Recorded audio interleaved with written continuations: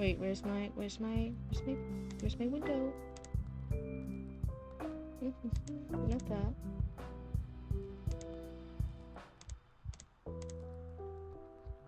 Haunting a castle. There we go. Oh, I was getting so worried. I'm like, where's the Google document? Oh my goodness. Everyone form Raccoon Voltron.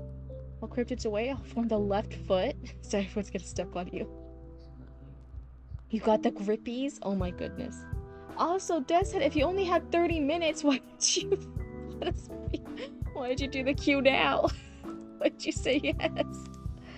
Okay, everyone, how's the audio? How's the here I'm moving around and stuff. How's it all looking? Alright, ads are gone for me. Okay. Okay. How's the audio? How's the audio?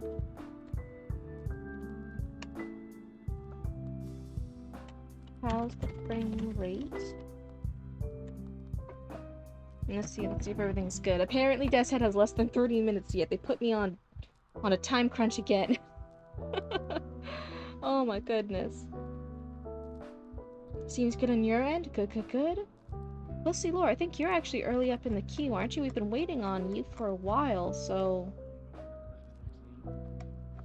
I think I mentioned someone else could be second, but... You've been waiting a long while, Lucy Laura, right? Will you be on for about an hour or so tonight? I might do yours next. I can't tell immediately. I have to wait to see if it pauses, but your avatar is less laggy. I think I restarted VTube Studio, I restarted OBS, I restarted everything. Hopefully chapter 3 will be done by next stream.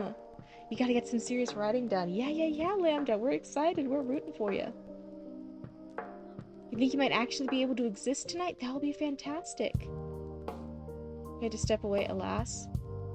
You're getting laughed at? I don't know what that was. Is that something I just don't understand the reference to? 4-second pause. 3-second good. Another 6-second lag. God damn it.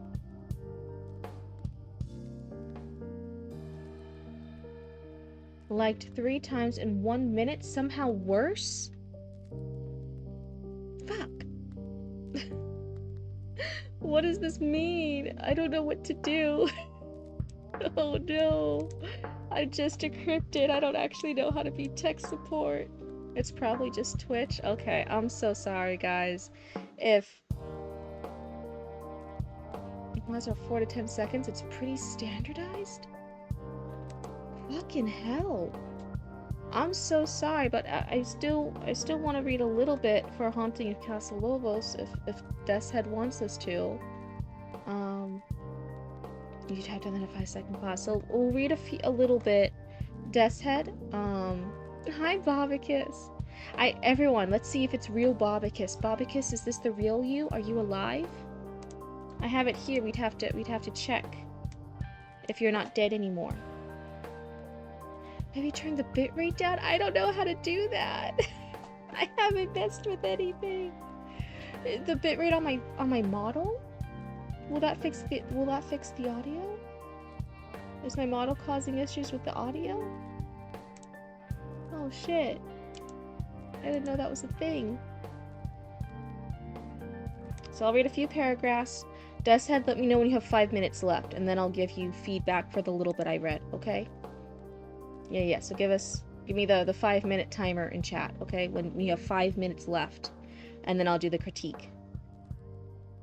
Bobicus is rise? Bobicus is risen? Howdy ho! Ask Roots, I don't know. Alexa, get Ari. Thank you. The flag after you restarted, but once I refreshed and reloaded the page, it fixed it on your end? Okay. Everyone try that, and we'll see if that works. Low bitrate equals less internet you need to stream, but my internet's fine. Place your super nice. Guys, it's Bobicus. Bobicus is back. Everyone celebrate in chat. I'll start reading now because poor Deathhead, but everyone celebrate in chat. Dorgu nodded. Those grandfathers. Wait. Nope, this is the wrong page. Hold on.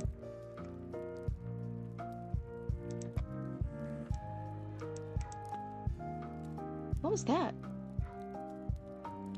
Hold on. Everyone, wait a sec. The mom's gonna stare at you. There's a dog barking outside.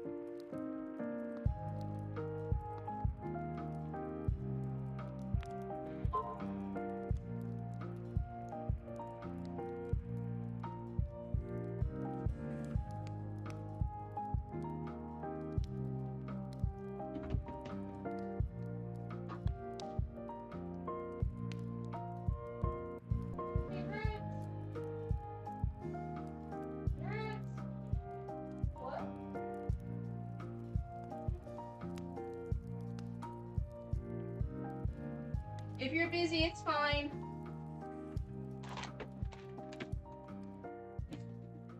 Okay, guys, I'm back. Sorry, there was a dog fight outside. Some of the neighbors' dogs were fighting.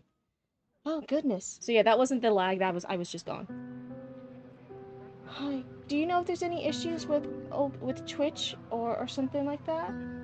I tried messaging you. I don't know. Okay, they were saying maybe we could lower our bit rate on OBS. No, you don't know? I don't know. Okay, bye. Try restarting. I already did. Okay. Bye. Less attitude next time. Twitch is a bitch. It took me a hot minute to get back in. I'm sorry, Chatty Matty. Currently watching another streamer on your other tab, and she's fine? Oh my god. Yeah, Roots doesn't know how to fix the bitrate thing. You're watching on mobile, my internet is really spotty here in the sticks, so I usually deal with lag on the daily. How to find...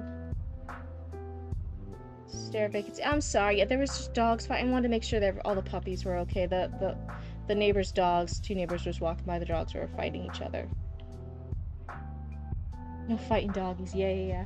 It hurt my heart. I miss our pupper, but yeah, that was not our pupper, that was some neighbor's dogs, and I just wanted to make sure everyone was good. Sometimes there's stray doggies, there's also coyotes.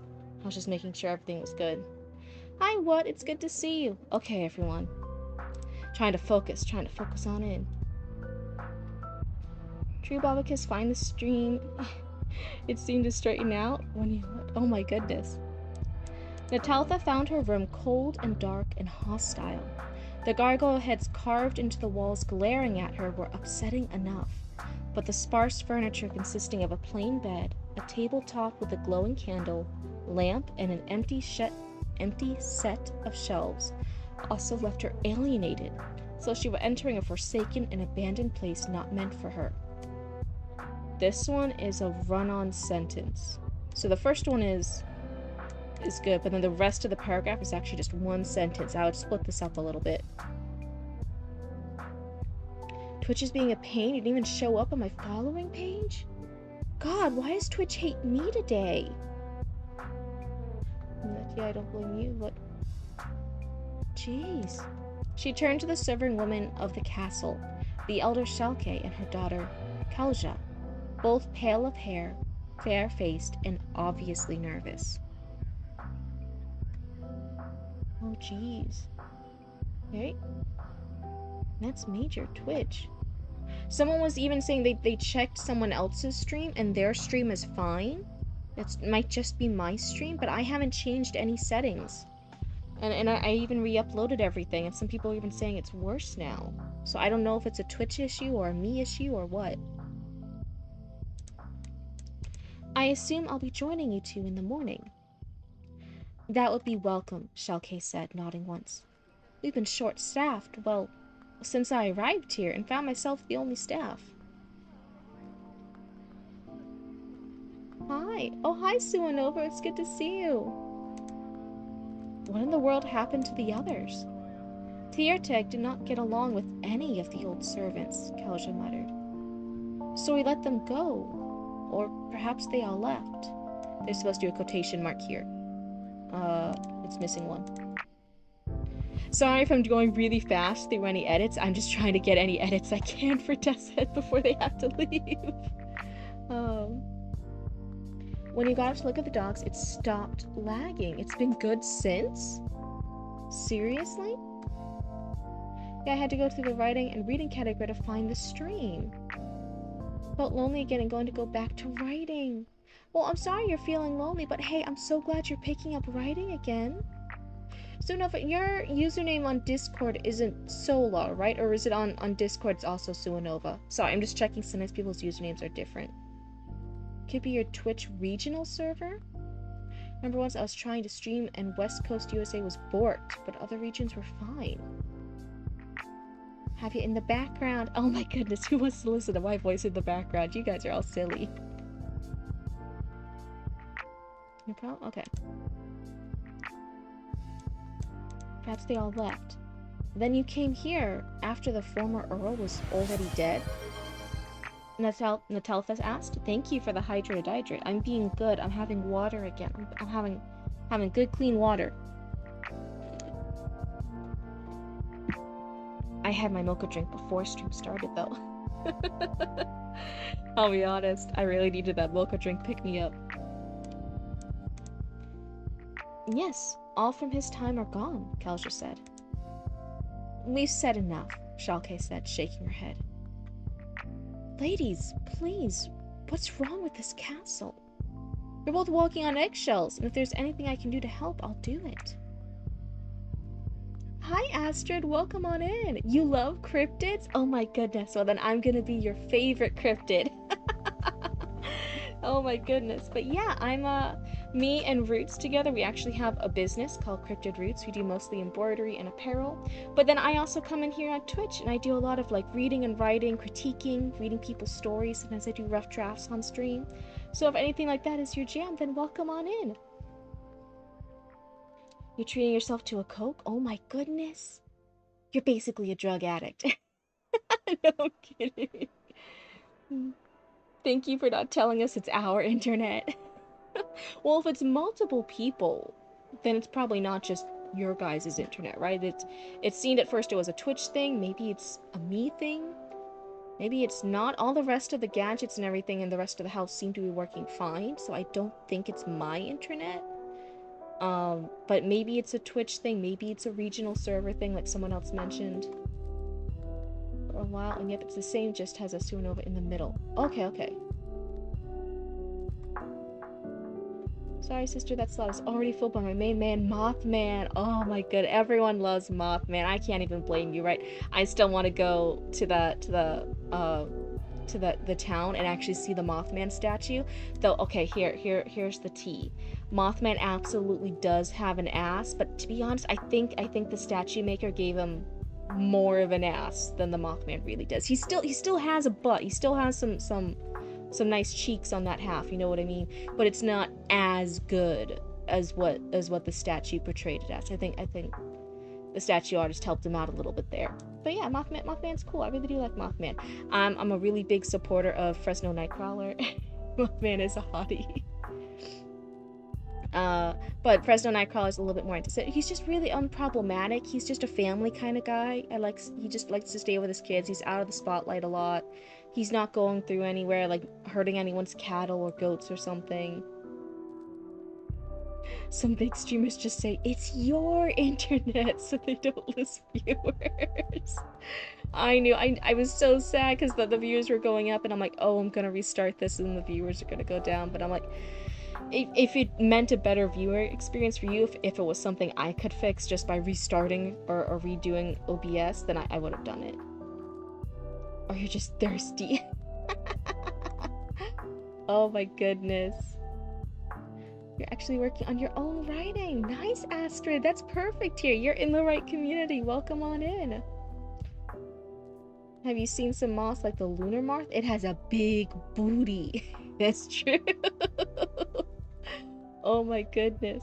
But yeah, I'm a really big supporter of Fresno, even though he's not in the main spotlight anymore. He's not as popular as Mothman, but he's just such an unproblematic guy, and I think all the fame he has gotten, it's really well deserved. Fresno Nightcrawler's cool. He's a cool dude. Full support. Cryptid approved. Cryptid stamp of approval. You're both walking on eggshells, and if there's anything I can do to help, I'll do it. The villagers are the problem, Shalke snapped, her daughter nodding along. Oh, thank you so much, and hey, welcome to Cryptid Cult. I hope you like having fun here with us. Every time I buy produce or simply walk outside these walls, they make it known that we are not welcome here. That's a bit of a run-on sentence here, especially for dialogue. Dialogue, we want to make sure, sometimes with prose we can get away with a little bit more longer sentences, but dialogue, we always want to make sure it's reasonable amount of words to say before taking that breath. If you do a run-on thing, it should be like, oh yeah, they are speaking a lot, before they take that like deep breath. So you have to keep it realistic with dialogue. No, exactly. You are very viewer friendly. I think I say too many curse words to be entirely viewer friendly, but I try. I think I'm just always trying to make the place I want to hang out with. Like, what kind of thing would I want to happen if I was a viewer, you know? Because I do watch some VTubers, I do watch some stuff. It's mostly on YouTube, right? So I always try to think, I don't really have a preconception of how many other streamers do things.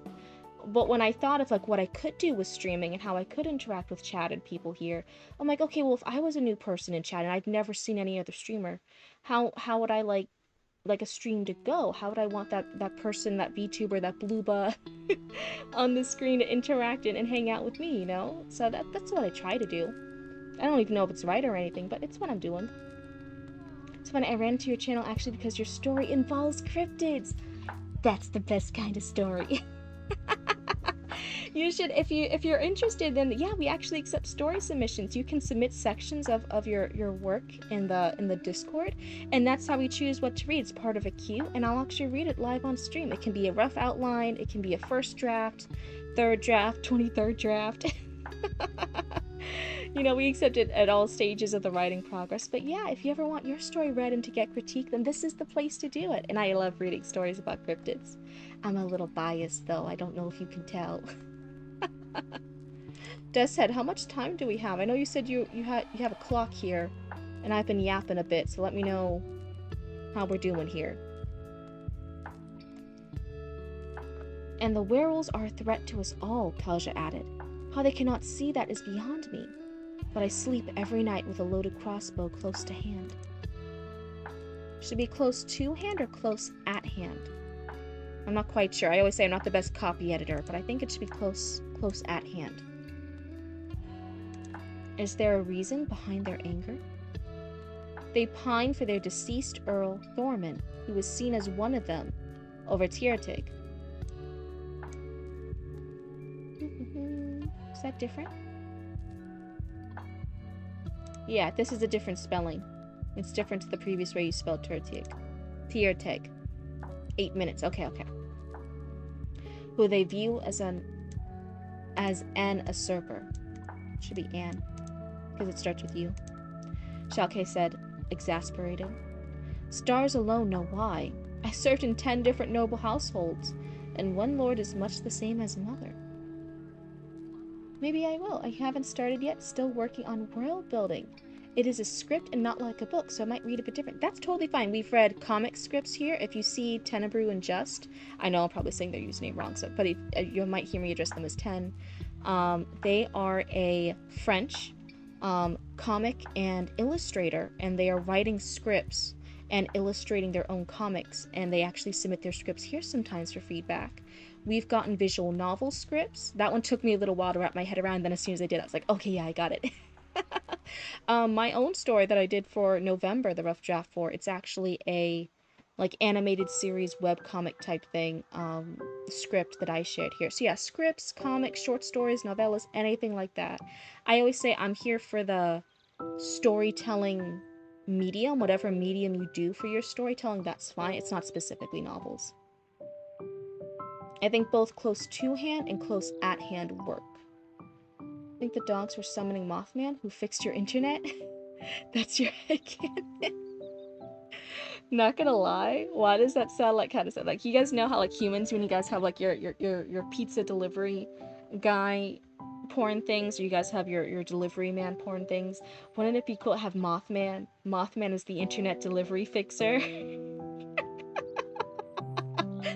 That would be hot. I'm just saying that's an untapped market. I don't think that adult content's been made yet. Could be wrong though. For me, so as an editor, I'm more of a developmental editor. As a critique partner, I don't know. For you, whether it should be at hand or on hand, or was it close to hand or at hand? For me as a reader, which could be inaccurate, right? For me as a reader, I sleep every night with a loaded crossbow close at hand. I want to say at hand. For me as a reader, I want to say at hand. Is that correct? I don't know, but that's my initial vibes. You'd love to see a comic strip? Yeah. When Tenebrew and Just model tracking, please work. Did my model? Okay, there it goes. It's like my model was frozen. When Ten's in, they do a lot of comic scripts, and it's really, really cool because they'll make little notes on what the visuals should be, on what things should be done. They do a lot of like notes about color too. Sometimes the things are like, oh yeah, present days in full color, the backstories in black and white. Just picturing Mothman delivering you pizza. I'd love that. No, it's mostly raccoons out here. It's because I'm a Florida cryptid. Mothman's more, West Virginia, that kind of region. He doesn't strictly follow state lines. He doesn't believe in that stuff. But for the Bigfoots do follow state lines. Isn't that funny? Mothman doesn't, but he's in the West Virginia area. Boys heard on hand, but it might also be a regional thing. Really? Possibly. Well, that's something to ponder, Nataltha said quietly, chewing on her lip. There's nothing else my daughter and I need to retire for the night. Nataltha waved the two away, shutting her door with a cold snap. She looked over the barren interior, letting out a mournful sigh. I'm not sure whether to decorate this place to make it more homey or embrace the lack of furnishings as a reminder that I'll not always be bound to this place. Yeah, the internal thoughts still read a bit wonky to me. Yes, no, is loud. Also, how rude, I haven't introduced myself. You're Astrid. You're an actor first. Oh, how cool. Writer second. You're non-binary. You have big interest in theater, the supernatural, and fencing. How cool. Now, are you one of the big, a lot of theater and, fencing type people, they're also, in stuff like the SCA, the historical reenactment thing. Are you one of those people, too? Mama and Papa Cryptid are SCA members. They're both master archers, historical archers. Mama Cryptid also does recreational beadwork. 5-minute warning, by the way. Okay, sorry, I'll finish this up. A lot of fun, really cool stuff with historical reenactors. They learn a lot of cool things. Not in our area in Central Florida, but in some other areas they even do historical archery on horseback. Oh my goodness, that sounds so cool. I've not joined yet, but I am interested in that after you graduate high school. Very cool. I definitely, before you officially join, ask around in that community, see if it's a good one, because it definitely depends on the local group. Some of our local groups here are really toxic and really have some kind of shitty people in it. Some humans are really, really good, some humans are really, really bad. Some of those humans here are not not very good. But then you'll find another barony that's just 10, 15 minutes further away, and they're really, really involved and they have a better group, and you'll be like, oh, okay, yeah, I'll make the extra 10 to 15 minute commute to join that particular group. That kind of thing. Focus. Okay.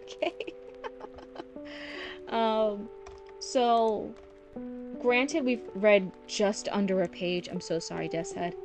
We ended on this internal thought again, which again, in comparison to the rest of this kind of being that third person looking over their shoulder, looking over Nataltha's shoulder, for me as a reader, I'm not quite liking the actual thoughts being here.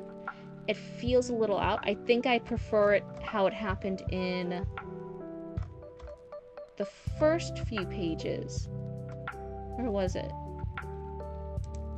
Yeah, see, this is Drogu. Drogu doesn't have that internal thought, right? It's just the narrator, it's just the narration reading it, saying, yet a howl echoed through the air, a vision of the unfriendly villagers and the monsters lurking in the dark forest, hemming him in from all sides. Hungry, tired, and with no real choice in the matter, Dorgo dutifully followed his grandfather through the gate and into the creepy castle.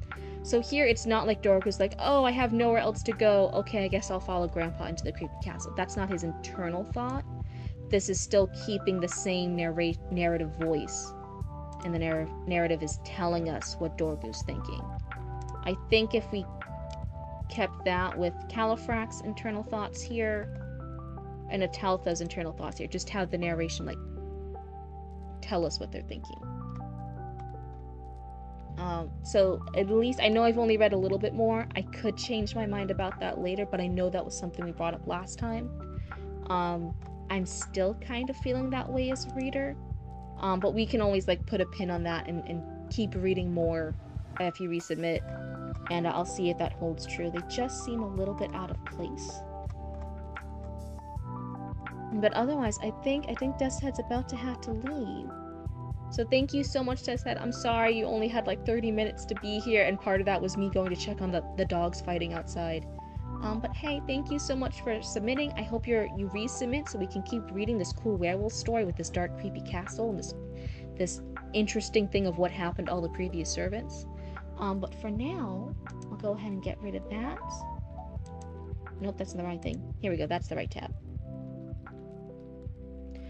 Yeah, your main passion is acting. Thought that I had an interest in screenwriting and script writing. So that's what I do mainly as a hobby right now. Maybe I can use it to supplement my acting at some point. Yeah, it's always so hard. For me, it was, I initially went to college for creative writing. Yeah, you'll submit. Perfect.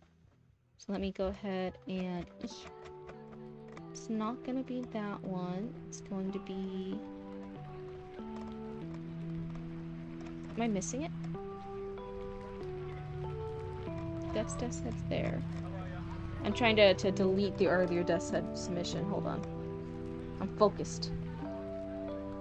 Is it just gone? Am I the crazy one? Did I imagine it all along?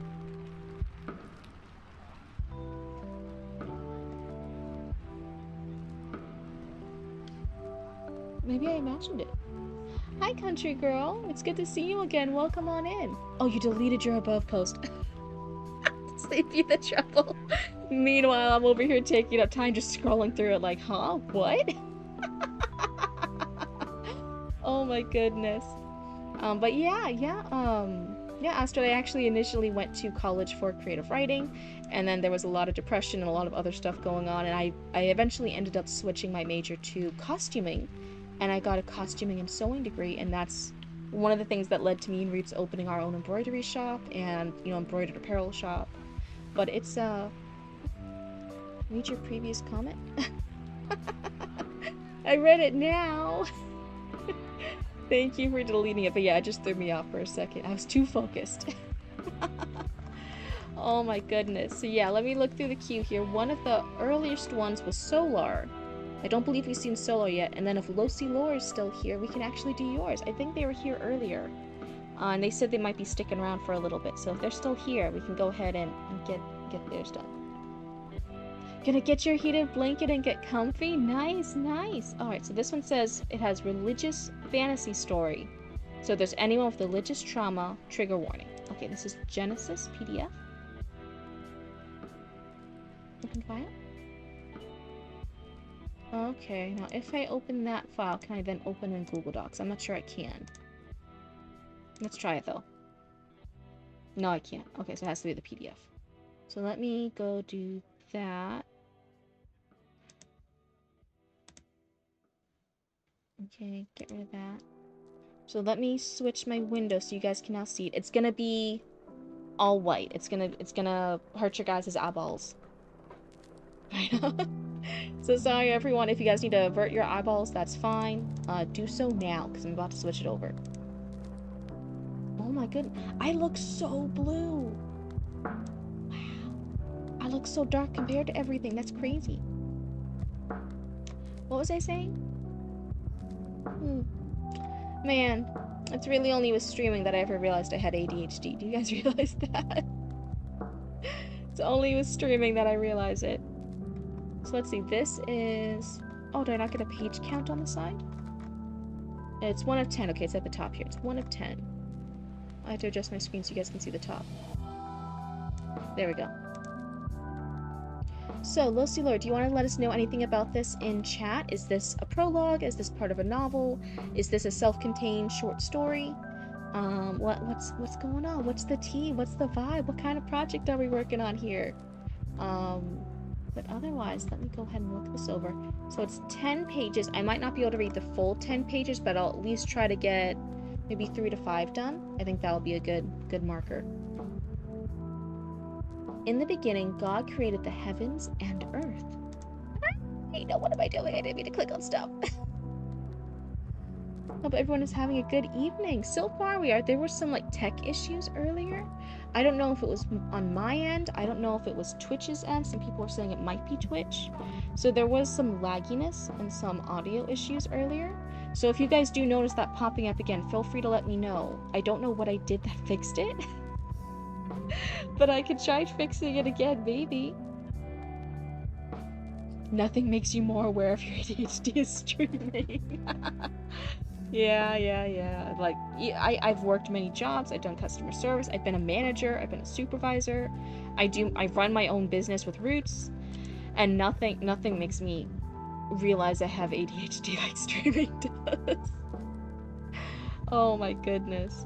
But yeah, Lucilo, if there's anything about this that you want to let us know, if it's a short story, if it's just the first chapter of a bigger story, go ahead and let us know in the chat. Created the heavens and earth. Now the earth was formless and empty. Darkness was over the surface of the deep, and the Spirit of God was hovering over the waves. God said, Wait, hold on. Mothman's booty was in the way earlier, was interfering with the signal. You know, we were talking about that earlier, but like I said, Mothman's more of a West Virginia area kind of cryptid. Almost Central Florida cryptid. This would be quite a far ways for him. This is a prologue to the first of 7 books in a series you're working on.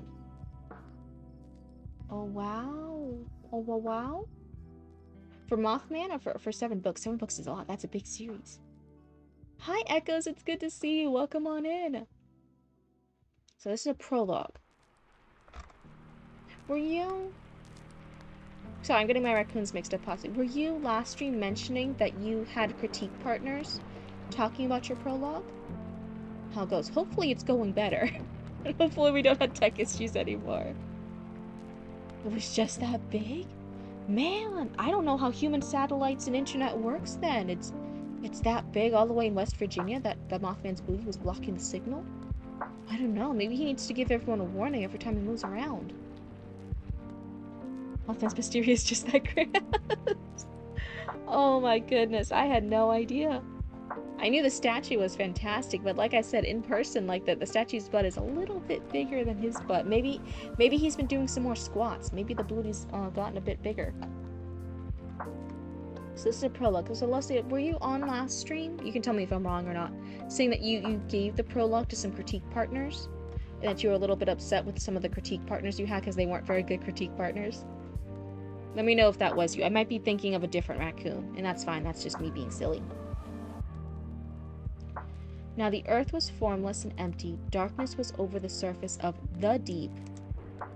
I don't want all this stuff to keep appearing every time I click on stuff.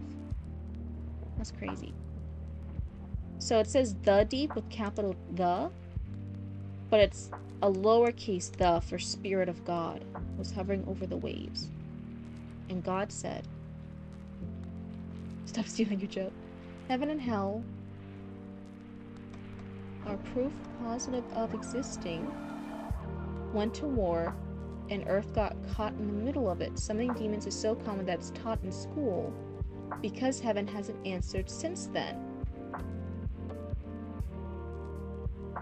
You don't want people getting mad at you, they might spit. Oh no! Okay, so that sounds like it's the concept that you're writing on. And yeah, you're just getting some unhelpful feedback that boiled down to prologues are not useful. You don't need it. Okay, I always say prologues have to be earned. So I am a little bit critical about prologues, but people can absolutely do fantastic prologues. They have to be earned, right? They gotta be earning that spot. They gotta be earning that real estate in the very front of your book. Yeah, the for Spirit of God is not capitalized, but the deep is. And God said, let there be light, and there was light. God said that the light was good, and he separated the light from the darkness. God called the light day, and the darkness night. And there was evening, and there was morning, the first day.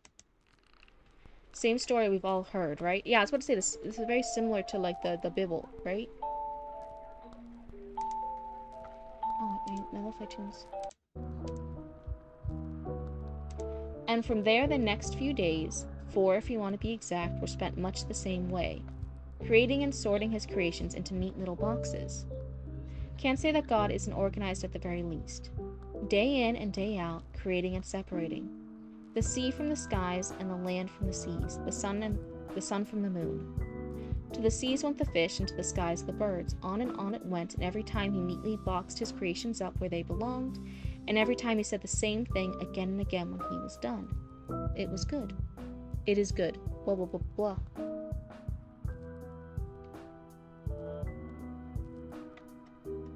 The lovely saying practical advice for the woeful writer. Read more and then get good. Yeah, I do. I'm still such a fan of read more, but I think sometimes people do the read more advice wrong. Sometimes people just read, for my personally, how I personally describe it is sometimes people read passively. And if you want to get better as a writer, I say sometimes you need to read actively. And maybe that's not the right words for it. Maybe that doesn't explain it. Maybe other people have better words for it than this silly blue cryptid on your screen does. But to me, reading passively is you just read something and you like it or you don't like it and it's good. Right? Reading actively as a writer is you're reading a work, you're reading something, and then you might realize something. You're like, oh, I hate this character. Meh, meh, meh, meh, meh. That's reading passively. To read actively, you're like, oh wait, I really hate this character. Why do I hate this character? What did the author do that made me hate this character? Are their scenes boring in the text and they're not doing a lot of actions? They're just whining a lot. They have a lot of internal whining dialogue. And now I don't want to read their chapters. I want to skip through their chapters because this character's annoying. You have to analyze all your feelings while you're reading to be an active reader. And that would make you a better writer because then you're realizing things, right? You're making notes. Like I'll read something and I'll read something that's like super, super cool and I'll make note of it. I'll be like, that was a cool way that they did that scene. That was a cool line they did. I like how that metaphor played off later. Hi, Lynn. Is it Lynn Lemond? Lynn Lemony? Sorry. I can't have my glasses on, but I'm streaming for the eye tracking. But welcome on in. We're happy to have you here. I hope you like hanging out with the Cryptid Cult. Right now we're reading a prologue from Losi Lore. Sorry it's a little bit bright. This one doesn't have dark mode, but when this is done, I'll go back to my dark mode. But otherwise, we're doing critique and feedback, and if that's up your alley, then welcome on in. You would advise you to read with a pen in your hand and enter in a little book, short hints of what you find that is curious. Ben Franklin. Yeah, you know, Ben Franklin had a lot not going for him. A lot of not good things about him. But yeah, I guess that was a good thing he said. I think it's the Ben Franklin. I don't know too much about human history, right? I'm just a cryptid. I'm still catching up. But I think that the Ben Franklin one was the one where I'm like, oh, okay, he's a little bit shady. But whenever I do human history, I learn something. I'm like, oh, they're all kind of a little shady. Join us, join us. My little trash raccoons. Okay, so this prologue, the fantasy story here is a religious fantasy story. So they did give a little trigger warning for that. It is going to have religious themes woven throughout it. So sorry if you just came in here, you're like, oh, this is story critique. Why is there the Bible on the screen? There's not always the Bible on the screen. It's just this little time. It's about the prologue. So okay. Again and again when he was done, it is good.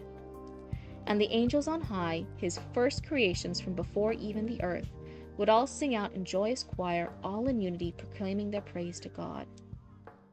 This one's a little bit run-on. That one was a little harder to say. Just as a note. Our Father is great and his creation's good. Blessed be the Lord and blessed be the world.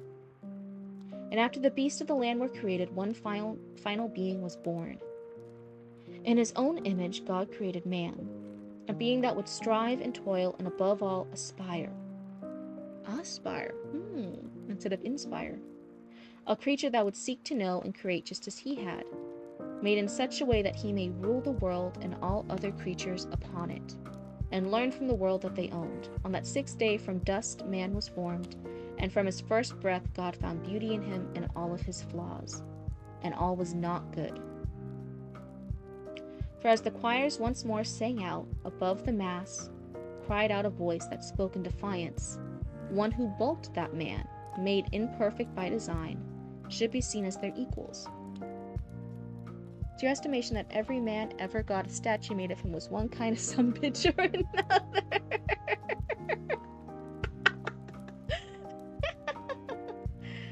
Okay, it does specify man, because I'm like, no, there's some statue of dogs, and I think those dogs were still pretty good boys and good girls. But okay, it does say a statue of a man, so I guess that quote holds up. Yeah, you do a lot of, okay, here's the Bible, now let's question it. But also, 7 sins are fun to write with. I'm curious, so you said you had the prologue, you also have the first chapter, right? Do you want to go ahead? Because I think you were having the things that the one critique partner was not liking the prologue, but maybe they would like the first chapter more back and forth. Like, I want to see in comparison the prologue versus the first chapter. I might read the first few pages of the prologue and compare it to your chapter 1 if that one's already ready. If it's not, then hey, no rush. But I kind of want to see the prologue versus chapter 1. I kind of want to get a little taste comparison between the two. And all was not good. For as the choirs once more sang out, above the mass cried out a voice that spoke in defiance. One who bulked that man, made imperfect by design, should be seen as their equals. One who refused to bless that which was clearly inferior to them who the Father had created perfectly. At first it was one, but gradually his voice was joined by others. What was once one soon became 7, speaking out against man, against heaven, against God. And as one by one they raised their voices against the song of the Lambs, one, by their own brethren they were cast out from the heavens and earth. One by one's repeated twice in the same sentence. I bring up, okay, but why should we listen to this book energy that a lot of churches don't like? Yeah, that's definitely something a church ain't gonna like. A lot of churches didn't like me being a big booba goth chick showing up for some of their men, and they were like, oh. One of my earliest dates was to a good Christian man who for some reason liked goth bitches, and his first date was to actually bring me to his church, and I was open to it. I was like, yeah, okay, like whatever, I'm positive to all religions, whatever, I'll go. It was all part of like a conversion trap. He was gradually trying to get me to convert, and I'm like, okay, wait, I did not agree to that. Oh my goodness, that's how some of them try to get you. In the heavens and earth. Now, I wasn't there for none of that. Okay, So we now do get the narrator's voice, but only on the 2nd page. We get this narrator speaking in first person. We don't on to the 2nd page. That's a little bit late to reveal that. Is this all the prologue? Wait. I'm scrolling through real quick, hold on. I'm just making sure this isn't also chapter 1. So, okay, the last page is blank, so it's actually 9 pages, not 10. 9-page prologue is a little bit pushing it. Church date, how fun. I thought it was him trying to be, like, nice and, like, respectful and stuff. And I was, again, like, I'm very open and, like, receptive to people's religious, like, different religions and stuff. And I was like, yeah, sure, okay, whatever. Because, you know, it seemed at first he was okay dating like a spooky witchy woman. So I'm like, okay, yeah, if you're gonna be nice to me, I'll be nice to your religious stuff. Yeah, and then he was not nice to my religious stuff.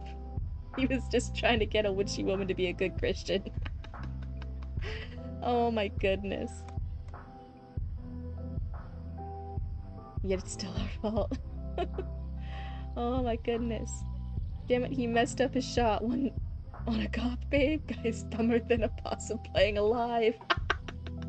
Oh, so every single guy I've dated, I'm like, okay, I'll be your big titty goth baddie. I'll do it as long as you're nice. The bar is so low, as long as you're nice to me.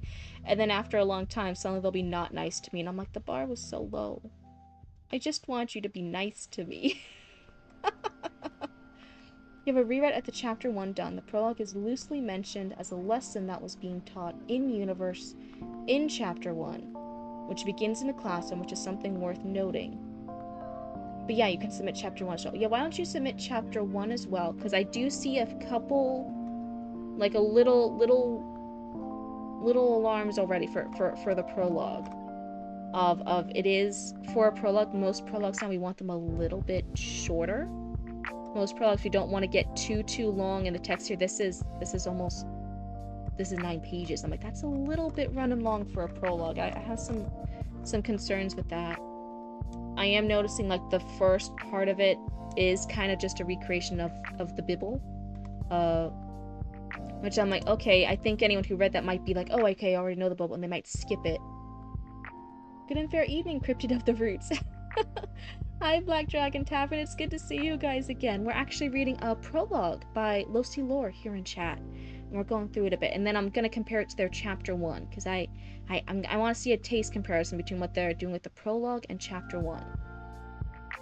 And then I also mentioned here we don't know it's a first person thing for now. I wasn't there for none of that until the second page, and I'm wondering if the voice would have been stronger if that was a little bit earlier on in page 1 that we realized it was first person. So I'm seeing some little flags here that I'm like, okay, but I want to see in comparison to your chapter 1. I want to have a good feeling for it. Next one, we love a good prologue. Yeah. And again, I'm not a hater for prologues. I'm just I want that prologue to be deserved. That first opening scene of your book, I want that prologue to earn that spot. That's some good quality real estate for a story. So let's see, where were we? One by one, cast out from the heavens and earth. Now, I wasn't there for none of that. Wasn't there for most of what immediately came after neither. But I've heard the story told to me on good enough authority to attest to its authenticity. You really see a good, yeah. See, it's gotta earn it. It's gotta be a tough soldier. It's gotta earn that spot. See, when they all got thrown out, something happened that heaven didn't plan for. They lived. As one by one they were cast out, one by one did they awaken. One by one they drugged themselves, battered and bruised. Maybe it's dragged themselves, battered and bruised. From the ground they were now made to crawl upon. Not sure if drug is the right word here. It could be. I'm not quite sure if it is. The voice is brought in a little earlier on with the break in serious reading. He's trying to have it be... He's doing his best to read by the book, but occasionally just can't keep the facade up. And I do get that voice later, but again, you can read the entire first page and not realize this is actually a first-person point of view. It says I. So that's what I'm saying. Should some of that be a bit earlier? That's some of my initial gut feelings here. Is that a critique quite yet? No, I'm letting you know my thoughts as I'm reading, as a reader. And some of those thoughts I could change. I could read later on. I'll be like, oh no, this is the greatest thing ever. Never mind, I changed my mind. But I think as a reader, sometimes it's good to hear those thoughts that a normal reader might be thinking as they're going along.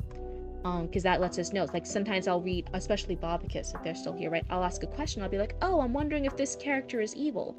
Not to make Bobicus be like, oh, this character should be evil or shouldn't. But so that way Bobicus could be like, oh yeah, I wanted the readers to question if that character's being suspicious or not. So the fact that Cryptid had that thought is a good sign. Or, oh man, I never wanted the readers to question that. The fact Cryptid's question that is bad. Let me make it more clear that. Right? It's good to get those gut checks from readers as they read. What about an epilogue? Of to drag and dragged. Yeah, it says, it's wondering if it's really drag or drag, but it's neither. It's drug.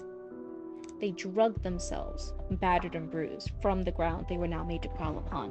It could just be a spelling error. I'm not making fun of it. I'm just making sure I understand it. Their bodies twisted and broken, their eyes and souls left blind without the light of the Lord to guide them. their halos and hearts mangled and shattered, left alone without their father's protection or love to shield them. That one's a bit run on.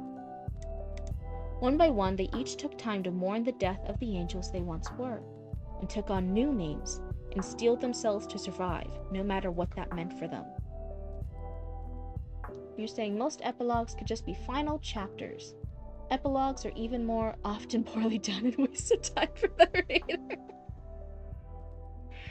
You know what I do like, though? I like sometimes when, this is sometimes with fantasy books, they do a little, is it an index or a glossary? It's where you can choose to, it's not necessarily part of the world, but there'll be like little learny bit sections at the end where like you can learn about different things, like if you're following a main character hero, right, you can go into the back of the book and it will say something like, oh, main character hero is, and it'll have like a picture for him and it'll say like he's an Aquarius and he was born such a, and we'll do like a little recap of everything you learned in the beginning and some like little fun facts with the character. You can have like the little character things in the back. It will like show you some like drawn plans of like the big houses or stuff you were at. It will show like some little fun details of the world building in the back. It's not like necessary, it's just some fun things because it's at the end of the book, so it doesn't feel like homework you got to do before you read the story if it's at like the front of the book. But at the end, it's just like fun little things to see. Always be suspicious. Always be suspicious. Especially with you, Bob, because you remember, like, I was starting the next section, and then we have, oh my god, the big revolutionary leader guy, and I was so distrustful of him, and then he's just seeming like a nerd, and I'm like, no, I still don't trust him. I don't trust him, even though he's appearing to be like some hippie nerd archaeologist. I still don't trust him. Alright, I'm being suspicious of everyone now. To drag oneself, so dragged is proper. Okay. See, this is why it's so good when Black Dragon Tavern comes in, because I always say I'm not the best with being 100% sure with more like copy level edits, like the grammar, the sentence level structure. I'll point out if it feels weird to me, but I can't always guarantee any fixes. I'll just be like, oh, that feels weird to me, I'm not sure if that's right. See, but Black Dragon over here has brain cells. So sometimes they do know. And that's always really helpful. Demons are your thing? Blackcoat headed over to the apple. It was wait, what's all this? What's all this? Echoes, hold on. The old ragged lady in the black coat handed over the apple. It was impossibly shiny, a deep, tempting red. Take it, dearie, she rasped. The main character accepted it eagerly. As the woman withdrew her hand, gnarled palms were revealed beneath the sleeve, shriveled and gnarled like the bark of an ancient tree. So, is that a bad guy?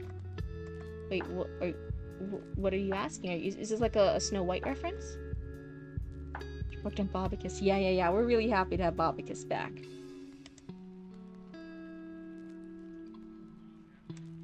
One by one, they each took the time to mourn the death of the angels they once were, and took on new names, and steeled themselves to survive, no matter what that meant for them. Leviathan, Satan, Mammon, Beelzebub, Asmodeus, and Belphegor. I think I said that one right. I'm not sure, though. You can enjoy stories about them? Not that they're exclusively my thing. Oh yeah, no. Everyone, as soon as they read that, they were like, oh, okay, everyone pack up all your demon stories. Those all stamp belong to Heidenheart. That's their property. They got copyright claim for everything demon related. Oh my goodness. That would be funny though if someone tried to do that. And the last to awaken was he who had been the first to fall. The heavens and its shepherds have forsaken us. So come to me, offer your praise, and I will be that which he never was. I will do what he never would. The darkness and evil, the cruel and the wicked, all the vile wretches of his world will be yours, and in you so too shall they be mine.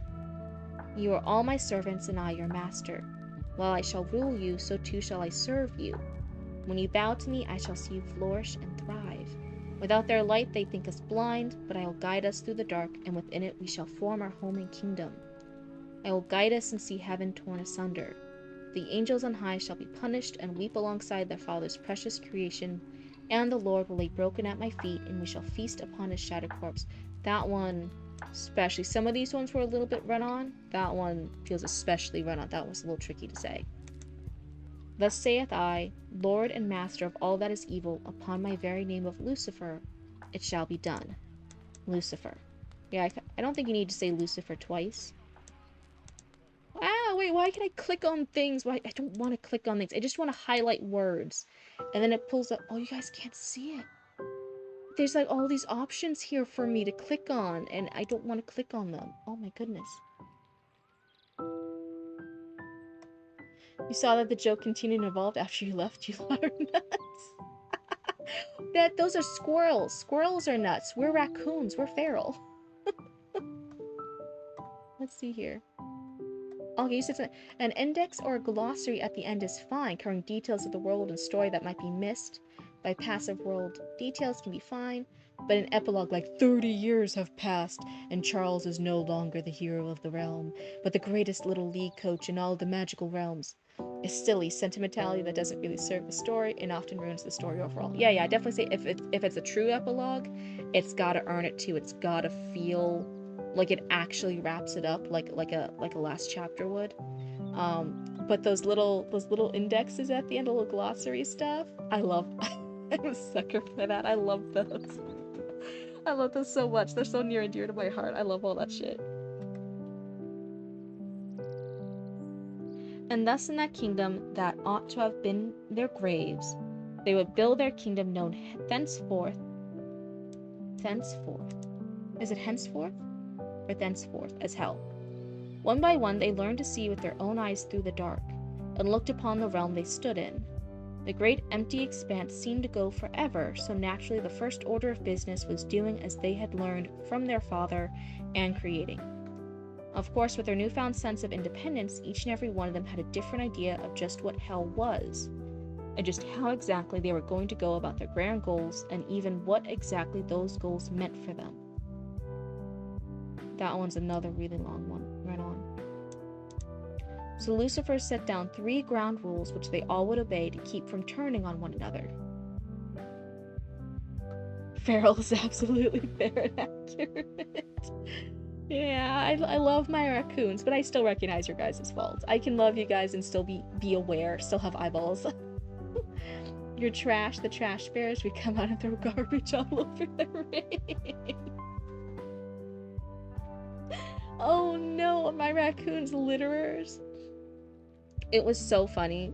Before Mama Cryptid and Papa Cryptid had left out a bag of cat dry food on the front steps, because it had been a faulty package and it arrived from Chewy and it had ants in it, and we were like, oh, we don't want this, so we reached out to Chewy and we were like, hey, there's ants in this, and they were like, okay, we'll send you a replacement. But just because we didn't want ants in the house, we had left it outside. I thought they had thrown it away in the dumpster. They had not. They just left it on the steps. So later on, I heard this ruckus out on the steps, and I'm like, what? And I go to check the front door, because I thought it was one of the stray cats. I wanted to check on them, right? And there's just a family of raccoons right on the steps as soon as I opened the door. Like, the door almost hit one of them in the butt, in the little striped tail butt. And they all looked at me, and then they all scattered. I felt bad for scaring them a little bit, but they had left food everywhere. They were so messy. Demons have been copyrighted is how I feel. My soul wither anytime someone asks.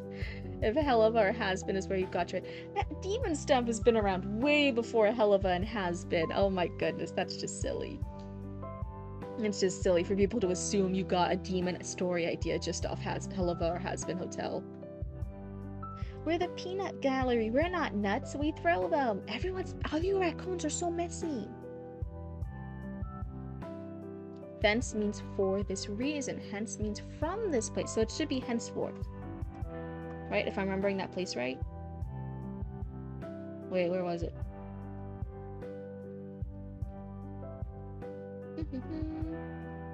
I don't remember where it was. But yeah, what Black Dragon said. Luna, are you being nice to your babies? Babies, are you being nice to each other? My demons are all taken from the Arskowisha, and I know that's coming from me. Oh my goodness. You're hungry? You're nuts in all the ways. Oh no.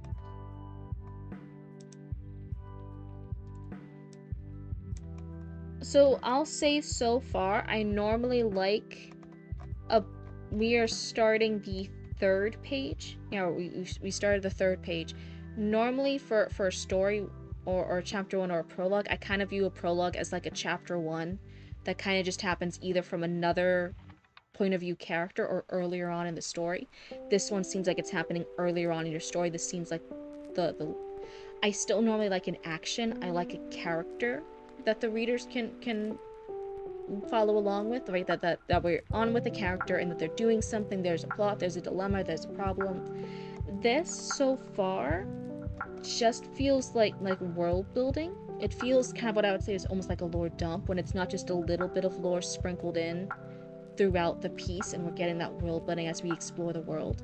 This feels like, okay, I need 9 to 10 pages to explain the religious world of that's just Christianity based, so it's not even like a different, you know, unique fantasy religion where it's like, oh yeah, there's the goblin god and a fish demon deity who controls the weather, Pudge the fish. So it's based off Christianity, and it's just kind of like the world building so far. Could that change later on? Yeah, but so far it feels more like just world building, and I'm wondering why the world building is the prologue rather than like one of the characters, one of the demons here, whoever this first person speaker is. I want to learn about them. I want to see them in this world. You'll be lurking for a bit. I have some videos to shoot, but I'll be back in a bit. So it will be good to see you again later, Black Dragon. Good luck. Let's see. Hop like a bunny, hunch like a man. He used the Binsfield classification of the 7 sins, which is the same they use, and I also mentioned the Goetia as well, so I'm gonna be getting it from both sides. Oh my goodness. Prologues are to give a taste of the story and give some background that you can't organically do elsewhere. So she was captioning a ship called SSD's Nuts. You've done so much research. You haven't even watched Television, only the first season of Has-Been. Now, I will say, again, like, if there's different personality, they did their own interpretation. A lot of them are all bird-themed, which some of those demons already were bird-themed, but, you know, they made a lot of them bird-themed to go along with the angels and all of them being birds. They did their own personalities, they did their own lore, they did their own backstories. Helva and Has-Been did their own spin on it, right? So as long as you guys do your own spin on it, I wouldn't worry about it. I would never worry about it. I don't... Just because something else is doing something and it got popular doesn't mean you can't have your own ideas about that same type of subject matter. You know what I mean? Behave, little raccoons. Never. We all just had to be nice raccoons. That's the only thing. Yeah, as long as we're all nice raccoons, I'm okay with you guys being feral, right? That's fine.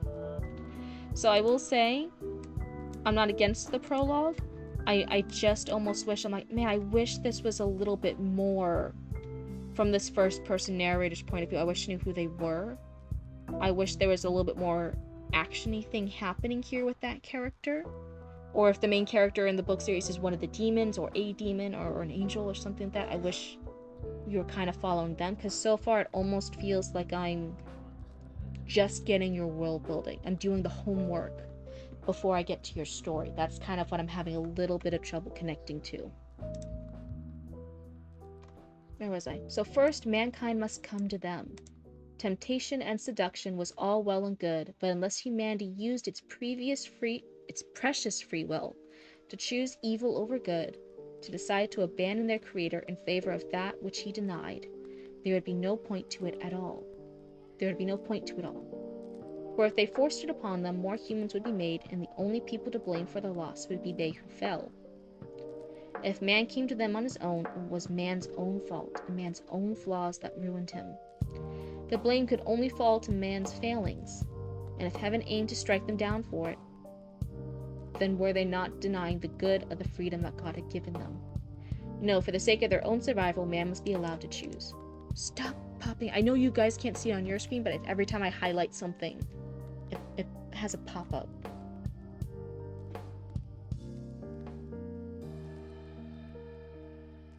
Relatives is to tell the story you came up with while writing your current story, because you realized the one you just thought of was better.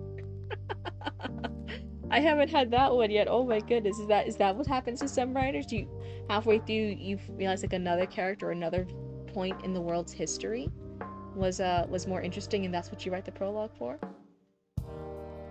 Yeah, you need to start using Twitch more. Anyways, hello. Is it Alarchius? Alarchius? I think I said the first part right. Welcome. We're happy to have you. Sorry that the screen's a little bit bright. As soon as this one's over, hopefully I'll go back to dark mode. But hello, welcome in. We're having a critique group. We're reading a prologue right now that has religious angels and demons woven into it type of thing for a fantasy story, religious fantasy story. And we're doing critique and feedback. We started reading the first part of the prologue. I might also check the first part of chapter 1 and give my thoughts on it. But if that's your kind of jam, if you like hanging out, if you like submitting your own stories or giving critique and feedback to other people, or just hearing a blue person on your screen read a lot of stories for a couple hours, then this is the place for you. Welcome on in. So allow me to make this plain and clear for you. Those people who go around spouting how the devil made them do it when they get caught doing whatever screwed up shit they don't want to take the blame for. They're all full of horse shit. There's not a single demon down in hell that is going to make you do anything that you don't already want to do. So wait, we had one. We now have this. Okay, and after this, then we go back to second. What we do, the list gets interrupted by the narrator here. Now, you might not want to admit it, but it has to be in there, festering away in your sick little mind. You have to be the one to let us in, to let us in. So, okay, the narrator is a demon. That was page... over halfway through page 3. So page 2, it's a first-person narrator. Page 3, the first-person narrator's a demon. So the I is silent. So, Alarchus? Oh, I wonder why the I's there then. The I makes me think Alarchius, but it's Alarchus. Okay. Well, welcome on in. Sometimes I might forget, so you might have to remind me a time or two, but after a while I'll get it. Let's see. And that goes for possession too. If a man truly doesn't want us there on some level anyways, we won't be. Trust me, if any demon did try to rock the boat on that rule, all of hell will come down on their ass before heaven or earth caught even a whisper of it, because no one here wants to risk what little we have going for us because one arrogant little upstart asshole gets too big for his britches. Same thing. I'm not pointing out multiple times to be mean to you. I'm just showing you like, hey, this is for your writing that I'm trying. It happens a little bit consistently. For your future writing, try to cut down the run-on sentences, because when I'm reading aloud, right, it's a little bit easier to tell when you read it aloud. Oh, this one's run-on. It makes you out of breath halfway through. Split it up a little bit, and then the reading flow, the reading rhythm would be a bit more natural. So second, man's fall would not be celebrated, rewarded, or praised. Maybe there should be a comma here. Oh, they would be given whatever they ask for, but there would always be a steep price to pay. Hell would not be a haven for the corrupt, but their eternal punishment for their flaws. Mankind was the blight that had cost the fallen their wings and their love, and for that their only future would be suffering and torment. No mortal within hell would know comfort or mercy. And then finally, no lord would interfere with the rule of another. So long as these first two rules were being upheld, none would hold command over another within their own domain. So the next sentence, we were talking about the rules, as in like the laws. But the sentence before, rule of another, I think you mean like the command, the power of one lord. No lord would interfere with like the power or commands that another did. So I think the rule is used slightly differently here. Maybe I'm making that up, maybe, but in my heart that's what it feels like. So maybe I would, no lord would interfere with another. Maybe it would be a little bit more clear. So long as these first two rules were being upheld, none would hold command over another within their own domain. While you exist within one's domicile, you bow and give reverence to them, and you obey the laws that they have written. Then no domicile shall be spilt the blood of who presides over it. While all of hell will be my domicile, I give you right and authority to rule as you see fit within your own, and while my word will remain absolute, your word will be done. Raise your kingdoms as you see fit and keep them well, for you are their masters and I am yours. Okay. And I am yours. So then in this case, page 4, the narrator is Lucifer. That's what I'm getting for this. I feel like it would be a really cool thing if we did want to have the prologue. If it was more clear that it was Lucifer telling their story, version of the story. Is your run-ons the lesson of use a period when you stop and a comma when you pause was worthless for your ADHD ass, who will either finish my thought or pass out from asphyxiation, whichever comes first. Lol. Yeah, again, you can, if you don't read it out loud, having a highlight, sometimes I'm highlighting it here, right? And you can see when the sentences start getting long. And for people who write same-like sentences, you can then see here, right? So this sentence is shorter. This sentence is much longer. And you can start seeing when your longer sentences are, right? So we can tell this one's a short sentence, nice, short, and sweet. And then this one here isn't just a long, this one's a run-on. And then this one's a long, and then a short. So we can actually physically see if you start highlighting your sentences at the end when you're doing your edits. You can do that. No, that last part is him quoting Lucifer. Wait. Okay, well, this part was in quotation marks. That's how I knew this was a quote. But for the rules, it was not in quotations. So that's why I thought the narrator was him. So that's a little bit confusing.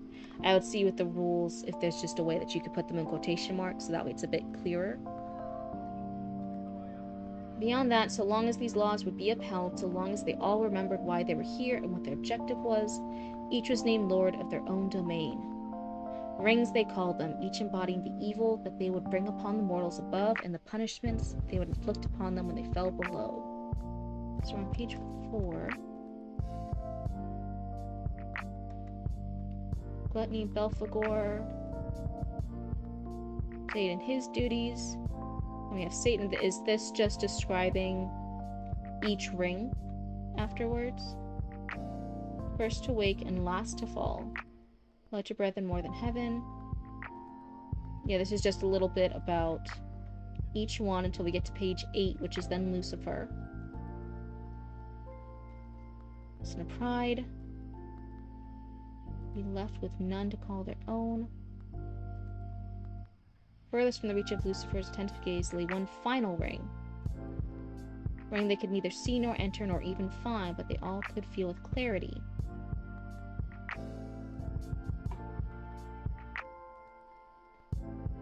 For the 8th lord, for an 8th lord that fell with them, that even they saw fit to banish and hide from the world. Maybe it's not even real, it's all just a fairy tale the lords made up to give demons that were too ambitious for their own good something to chase like the mad dogs they are. I've heard all kinds of speculation what's hiding in that hidden ring. So now here we have this 8th hidden ring. That part seems cool, but now this is page 9. This is page 9 now. Personally, I think it's an open grave, dug and ready for all creation to run its course and take its final gasp. But that's just my guess, with little and less to back it up besides a gut feeling. Thus the rings were formed. For humanity's part, though, life went on. Of course, nowadays, Lucifer and the original Fallen's plans for revenge against heaven and their hatred of humanity doesn't much matter, since a demon by the name of Greco came sauntering out of greed and ate every last one of them. Whoa, okay, so I feel for the religious story where much of it is based on Christianity, most people get the basic concepts of Christianity. There's these big seven deadly sins, they each have their rings of hell, right? Most people get that bit. It's not until the last bit where we have this secret eighth ring that nobody knows what it's about, and then Greco came and actually ate everybody, that I'm like, oh, okay, that's the unique stuff. That's the new thing about your stuff here that not everyone would know. And that's at the very end of the 9th page. So I'm wondering if maybe this prologue could be restructured a little bit, because I feel like most of it is just you retelling the Bible. And I think for the most part, for most readers, we don't need a retelling of the Bible for the prologue. I think for the generic bit of like there's 7 deadly sins, Lucifer fell after humanity was made, most people know that part of the Bible, if nothing else. And you're right, I'm a blue cryptid, and I even know at least that part of the Bible. So that's my initial gut feeling. There is some really cool tidbits here. I get why you want to explain some of the lore of your world, but maybe it's not even a prologue thing. Maybe some of these interesting tidbits, the 8th ring, Greco, maybe some of that could come in later in the story, in the world building. So let's compare this to chapter 1. Well, a little bit high. Let's see here. Story submissions. Did you submit chapter 1? Am I just missing it? I want to kind of compare it. I want to see how the tone of voice compares. I want to see how the pacing compares. Last person. My stream's being updated, right? And I'm not lagging, right? The stream's still going, right? I need to make sure I'm not talking to empty air. But yeah, if you haven't yet, I would love to see chapter 1 and kind of give a comparison.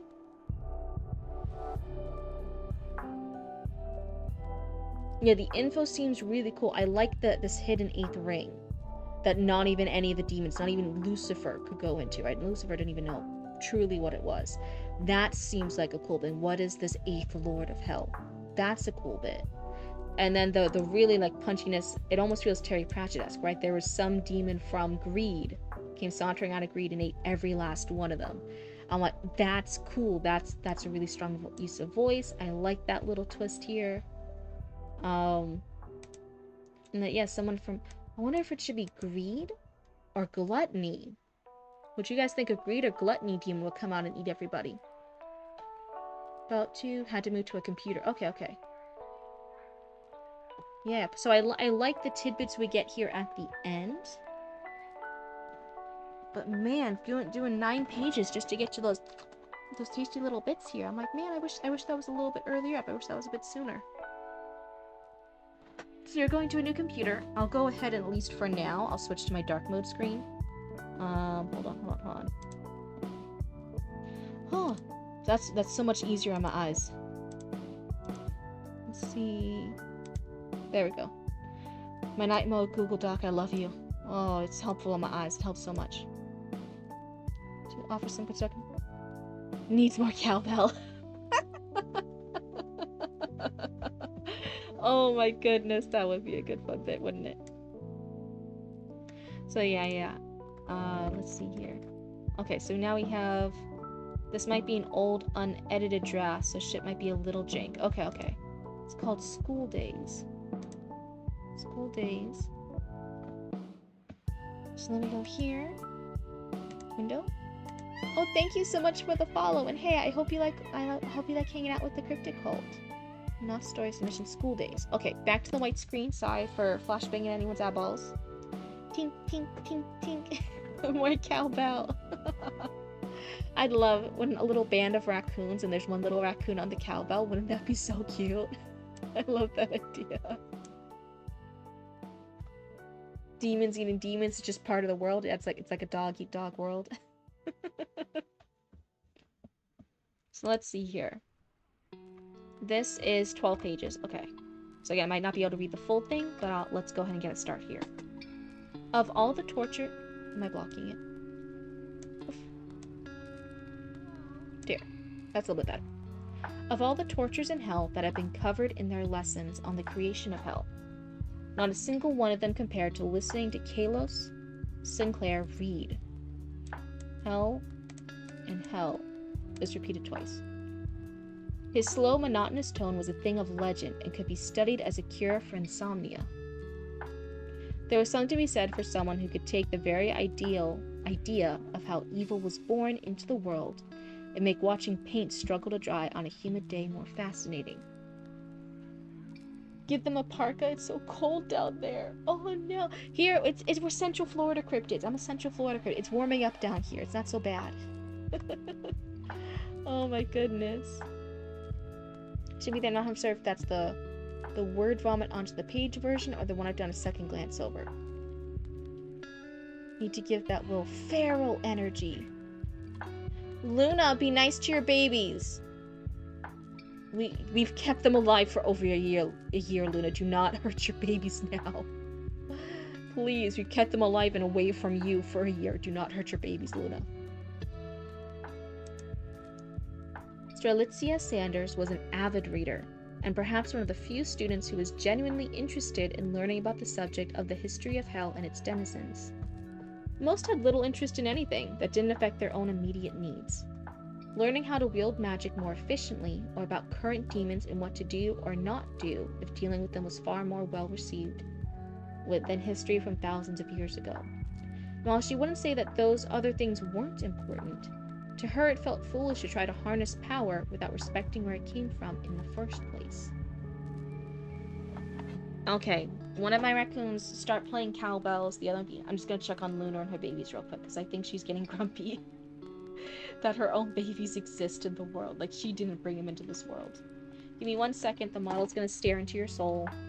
It will be fine, just play your cowbell. Just play your cowbell, okay? Everything's fine, raccoons. I'll be right back.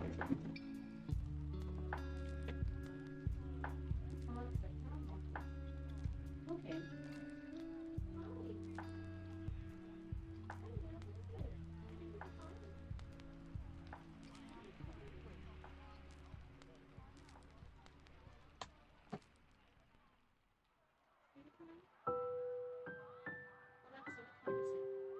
It's 11:25 p.m.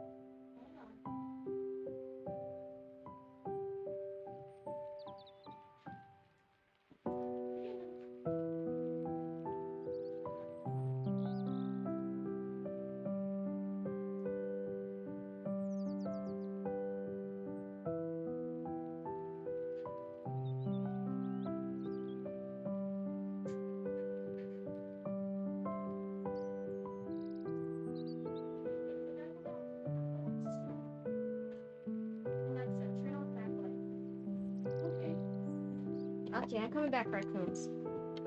Tink, tink, tink. Alrighty, take off my glasses so that way the tracking can actually work. So all the babies survived. That's the important thing. All the babies still survived their mother.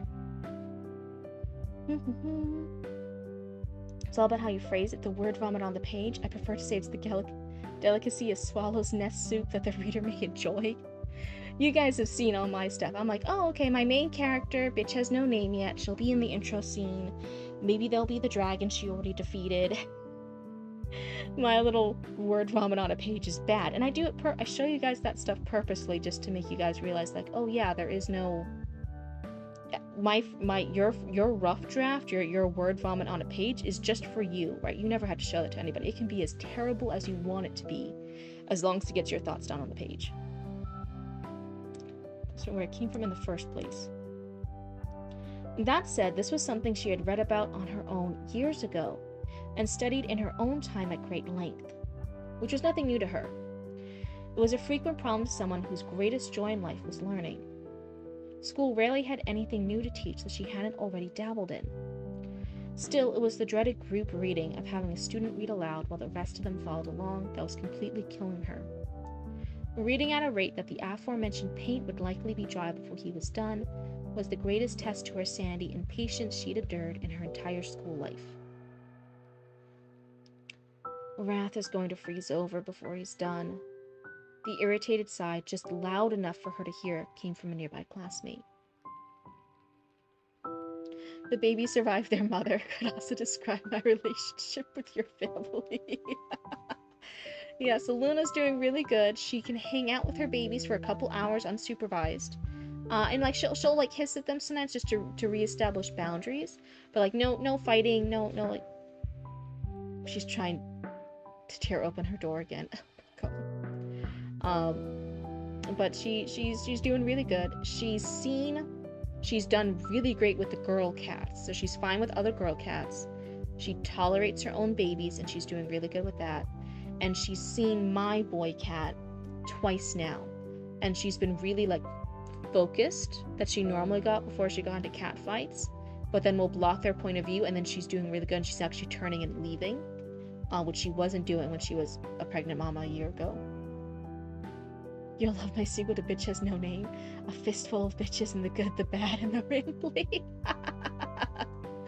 Oh my goodness. But yeah, so Luna's doing good. Well, it'll probably be another month or so. I'm gonna hope. Maybe a month or two. Before she might be good with Lucius.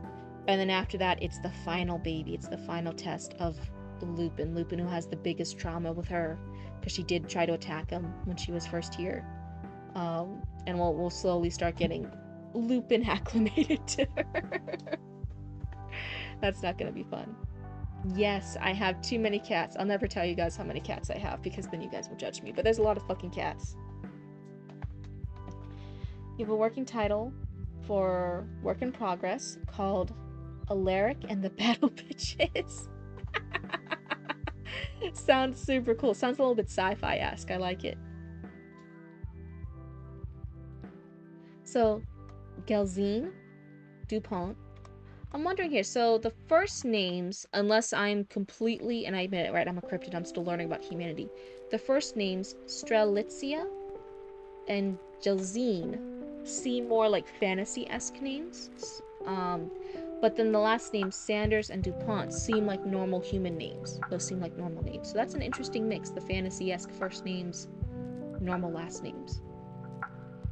Gelzine Dupont was similar to her in the fact that he no doubt Gelzine, knowing the subject material inside and out. Unlike her, it was less because he went looking for it and more because he was expected to stay ahead of his studies by his family.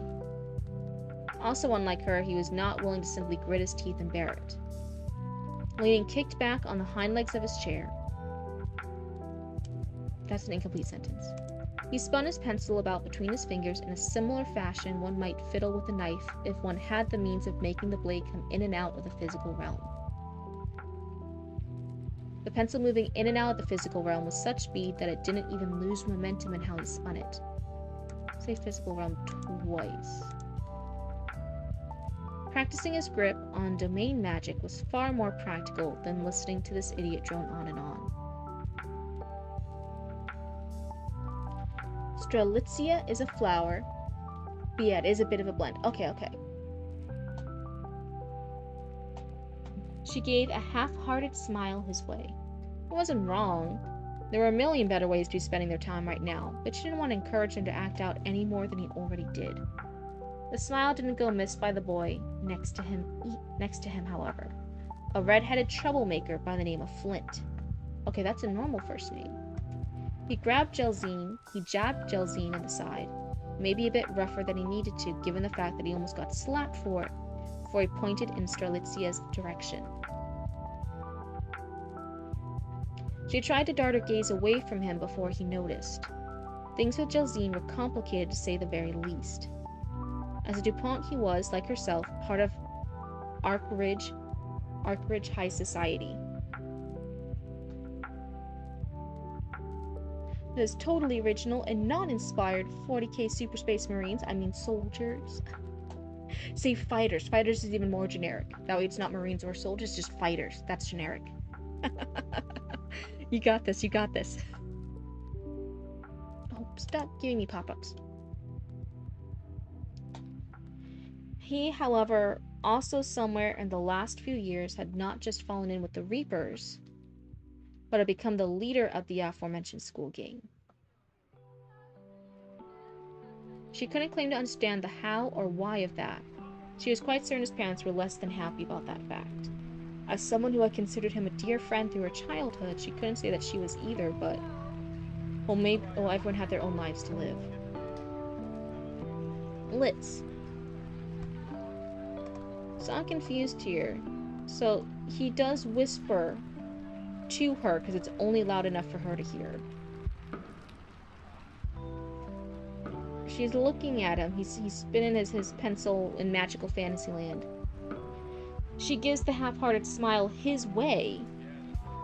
Oh, but then she doesn't want him to see it. It's like, okay, then just keep looking at your own paper. What's happening here?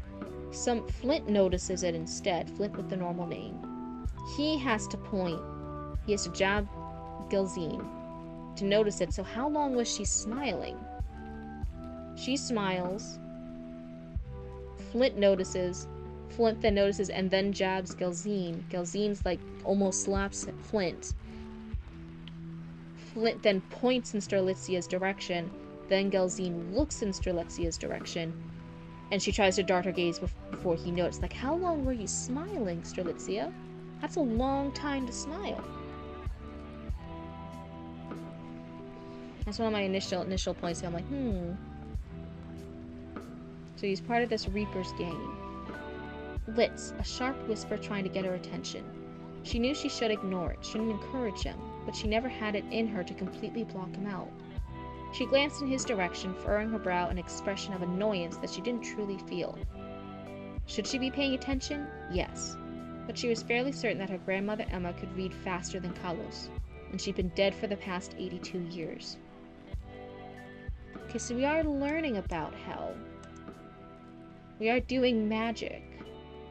I wonder if we're in hell, but then her grandmother's been dead, so maybe we're not in hell. As mentioned before, just FYI. For me? What was that? I had not just fallen with the Reapers, but I become the leader of the aforementioned school gang. Yeah. It's in the same sentence, so I don't think we need the aforementioned. It could just be fallen in with the... Not just fallen in with the Reapers, but I become their leader. Would be a shorter way to say that. What? She mouthed silently back, after glancing to be certain that neither Mr. Fletcher or his demon quill were looking in their direction. The smug, all-too-pleased grin that Gilzine wore was enough to make her eyes roll. Gilzine? If this was just him being a nuisance, she was going to deck him. Threat of what the other Reapers may or may not do about it in response be damned. You, me, tomorrow. He'd been pointing between them as if she couldn't make out what he was saying, but was cut off rather abruptly by a hand smacking down onto his desk. The sound startled Gilzine enough that his chair fell forward, nearly throwing him out of it as he fumbled to sit at attention. Standing next to him was a figure that, while upright like a man, had 4 legs that seemed more akin to the arrangement of a stool than a person. The defined separation between waist to torso, then torso to neck, and neck to head was notably lacking in this creature, who stood only about a head taller than most students, but wide enough to block any door frame. From head to toe, it was covered in short, coarse fur that looked rough to the touch and would jab if he brushed against it the wrong way. Through the mats of fur, one could just make out 2 beady little eyes on the lumpy shape that made its head, staring intently at Gilzine as it dug its claws into its desk. Quill, their teacher's demon, and assistant in class. Okay. And his demon Quill. I thought Quill was like a quill. No, I missed it was mentioned before. Oh, it's not anything bad. I was just saying, like, oh yeah, because you mentioned that. We didn't need to say it again because it's the Reapers gang was mentioned earlier in the same sentence. We don't need to say aforementioned. So I think you were right there. The smug, all-too-pleased grin that Gilzine wore. Wait.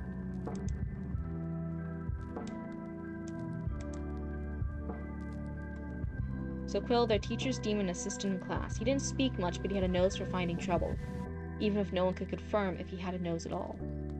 I like that line. No one could confirm if he had a nose at all. I think that's clever. I like that one.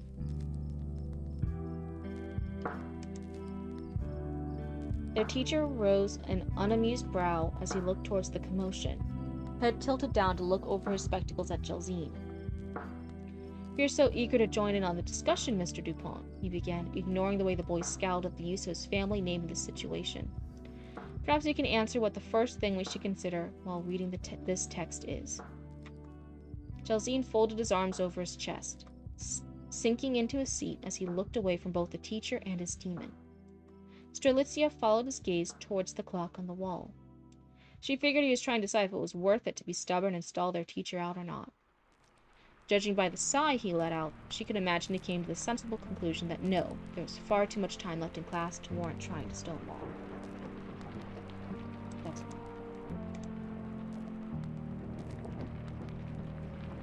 okay. So first we are page 3. It's a similar stopping point to when I was doing. This feels better. We have our main character. We have Strelitzia Sanders. Strelitzia is doing stuff. She's in class. She's suffering from this one person reading too slowly, Carlos Sinclair. There we go. Oh, thank you for the Hydra author relic. It's good to see you. Thank you so much. Sippy! Here's your guys' Sippy. I did the other cats out soon. So, this feels more engaging. I have a character, Strelitzia. I have problems she's facing. We have a setting. The setting is the school classroom area. We're being engaged because we're learning more things. We're learning about these Reaper gangs. We're learning about this teacher who has a pet demon that's watching them in class called Quill. There's stuff happening here. I feel like your first chapter is stronger. It's definitely more engaging. The stream is freezing. You didn't hear the sippy, then you missed out. No more repeat sippies. I ain't giving sippies out for free. I'm not falling for it. I think you're trying to pull a trick on me. I'm a smart cryptid. I'm not falling for it. I'm not doing it. So let's see here. But yeah, so in comparison, first 3 pages of chapter 1 compared to your prologue, first 3 pages of the prologue was mostly just a retelling of the Bible. So I know you were struggling that your critique partner didn't like your prologue as much before. Alright. Since you paid the tax, since you paid the toll. Here's your sippy. Do it again. Wait, did Chatty Batty do it too? Oh my god. You guys are being naughty raccoons. And then people, wait a second. Oh my goodness. Okay. Wait, that's not 4 sippies. It's Author Relic did a second one. Then Chatty Matty. Then PP. That's 3 sippies. That's 3 sippies, Author Relic. You already got the first one. You just missed it. That's 3 sippies. 3. I can count. 1, 2, 3. Here's the first sippy. Wow, the stream's actually freezing a lot. Is it still freezing for everybody? I'm so sorry. Is anyone else having the same issues? Here's the second. You can't tell me the focus right when I'm trying to do a hydrate or dihydrate. Like, come on. And then here's the third sippy. Echoes, what the fuck? Oh my god. Okay, here's the last sippy. Here you go.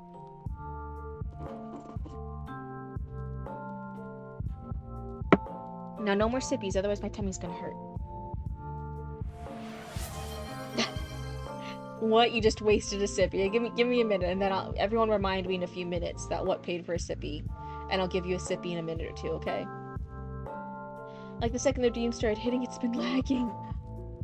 Seriously? Seriously? Okay, everyone pause on the sippies now. This is cryptacular. Everyone, wait, how's the lag doing now? Everyone give me status update. How's the lag doing since we stopped with the redeems? Was it a redeem issue? Is it just holding too many things at once? Is the stream trying to do too many things and that's what caused the lag? Maybe. Let's see here. What's the update? Everyone give me the status update. But yeah, I know that you were having issues because the critique partner well, there was 2 issues. One, the critique partner didn't like your prologue, and 2, they weren't giving you helpful advice for it sounded like. They were just saying, oh, I don't like the prologue, just get rid of it, just cut it, and they just didn't like it. Get on board the sippy train. Yeah. So what paid for a sippy? I'm just taking a minute or two, because that was a lot of sippies. Sip, sip, hooray! That's actually really cute. Oh, wait. None for you. What? No, just give me a minute too. My tummy is full. I gotta wait a second. But if you sit too long, you get a sugar buzz. It's still a Coke. I'm doing so much better since I switched to like the diet version of sodas. It's just a little bit less sugary. It just hurts my belly a bit less. I think they're still unhealthy for you, right? They're still like pretty bad. But it just hurts my tummy less. So I've been really liking diet sodas. Sippy's crashed Twitch. Seems stable now. Okay, so yeah, since we stopped the redeems, maybe everything's working again. You put it down to 480p just to make sure it's not on your end, by the way. Oh, but was it still... Yeah, I'm never saying it's your guys' fault, especially since multiple of you are pointing it out. I don't think it's then like, oh yeah, everyone else is having issues. That's not fair. It's either a Twitch issue or it's a me issue. I haven't messed with any settings compared to my last streams. And the internet everywhere else in the house, everyone else who's using computers, they're all fine. So I don't think it's a me issue. I'm leaning towards it might be a Twitch issue, but I'm not entirely sure. I mean, is Sippy Can to prove that Sippies are actually happening? It's not just a sound effect. Getting wine? No, it just fills up my belly really fast. You know what I mean? I take big sippies. Getting water tipsy? Wuss. You don't know water could be alcoholic for cryptids. You don't know how cryptids work. You don't know me. Anyway, because since I had a minute, here's your sippy. What? Here's the sippy. Okay, I got closer to the mic for that. You guys should have been able to hear that sippy. You usually drink Coke Zero, but your hub's got you the full flavored. He got you the full flavored drugs. He got you 100% drugs. Oh god, that's a good husband. That's a good hubs. getting you the real hardcore drugs. You're a sodaholic. I am too. When I discovered human sodas, I really like sodas, and it was bad for me. So I'm trying to be good and also have water. Froze again? Okay. Is it just model freezing or audio lag too? Let's see. Just in case, I want to see if it's the same issue happening or if it's a different issue. But, what was I saying earlier?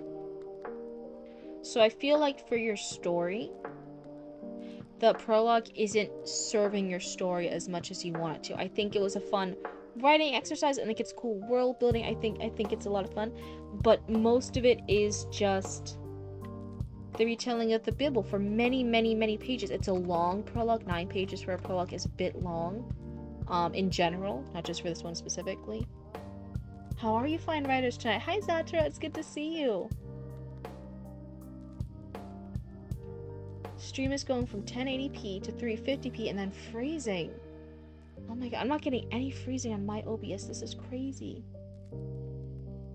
You get that the prologue isn't for everyone, both because it's a prologue and people already have a bias against it, but also in general. Got a lot of good response with it too, for what it is. It's more frustrating than the prize. It's a prologue, so I already don't care and won't read it no matter what. That burns your biscuits, lol. Okay, yes. People just hating on prologues just because it exists. I'm not doing it. I'm saying, like, I do like prologues. The prologue has to earn the spot. I'm feeling right now, I'm not sure this prologue earns the spot. Even the cool little tidbits we got here at the end. The 8th ring, and then the Greco came and ate every last one of them. I still think that could just be woven into the story, because it's only those 2 little bits. I think that could be woven in. Sometimes switching servers help? What's switching servers? I don't know what that means. I don't know what a server is. I just press stream and it streams. Oh dear. Maybe we'll finish up this one and I'll get tech support. But Roots is still raiding, I think. They're doing their thing. Oh my god. Roots is not happy. They were giving me attitude earlier when I asked for help. BB's Art Boutique? Oh, I like that. BB's Art Boutique. That sounds cute. That rolls off the tongue. So, if you want the critique, if you want this, I felt as a reader more engaged, and I got what your story was about, and I had the first character. We have Strelitzia, we have the setting, we have actions happening in chapter 1. I think maybe just start with chapter 1. Genuinely, I think chapter 1's a bit more engaging. It puts us into the story a bit sooner, and I was more paying attention. I was keeping up with everything that was happening more. This one, the prologue, it mostly felt like just the bibble. Oh, thank you so much, King Cal, for the sub. Wait, I'm always so embarrassed when people sub. Thank you so much. I appreciate it. Oh, wait, was Roots here? Was Roots in here? I didn't see them. Wait, BB's Art Boutique, Author Relic. Oh, wait, that's you, Cryptid. Never mind. Yeah, it's still just me. It's just me. Roots, Commander Roots isn't here yet. I'm sorry. They're off.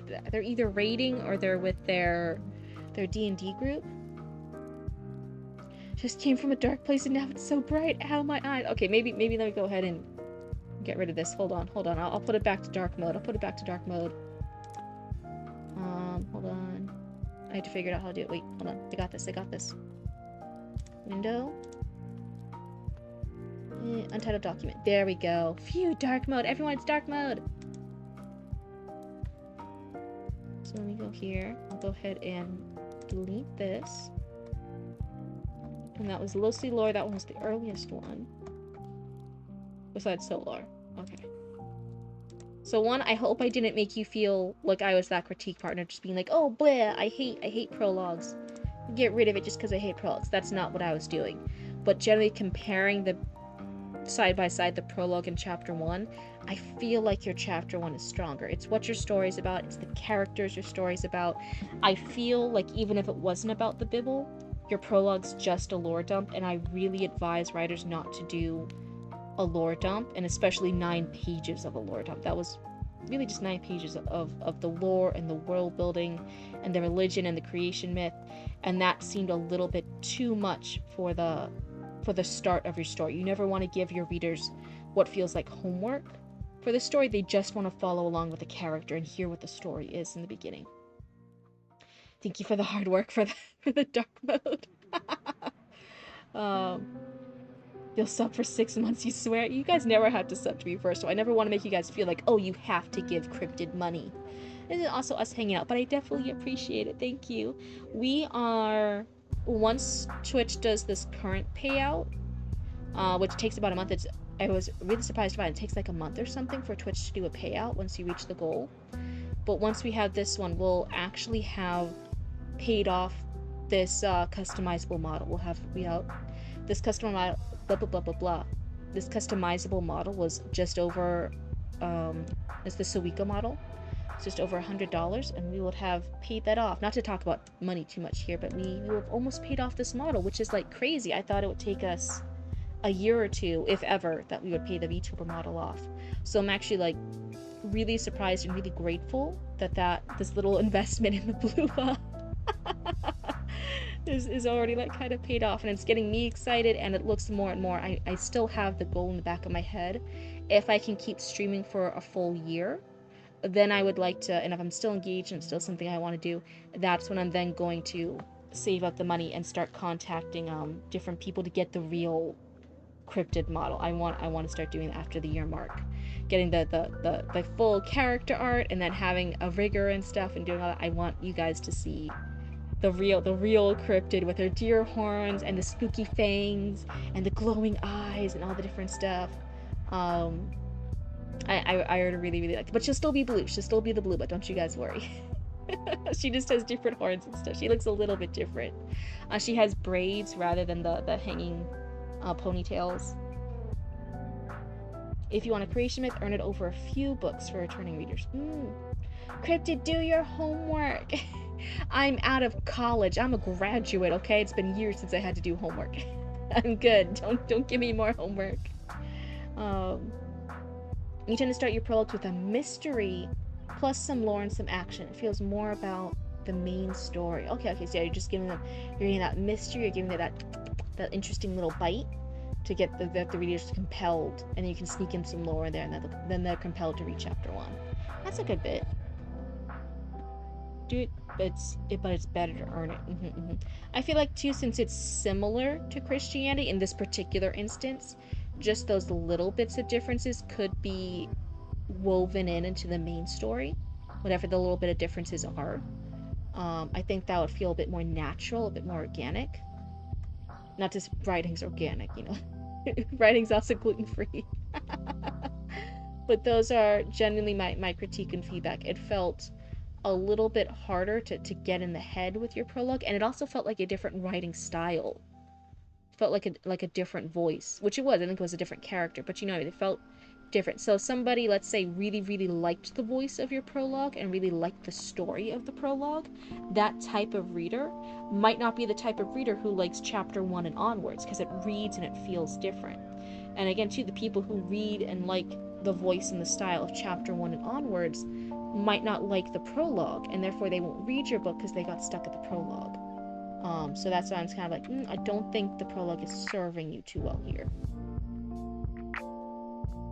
I got the advice that if your point of view in your first chapter can't touch it or see it, don't mention it in the first chapter. World building only what's in arm's reach. You know, you're exploring the world through the character, so you don't really need to do like a lore dump that your character's not like aware of or anything else. Everyone give Cryptid homework. What's 5 times 5? That's 25, right? That's human math? 5 times 5 is 25? 5, 10, 15, 20, 25. Yeah. See, I know math. I'm a seamstress. I'm a professional seamstress. I had to know at least a little bit of math. Sucks, though. I don't want to learn math. I don't want to know numbers.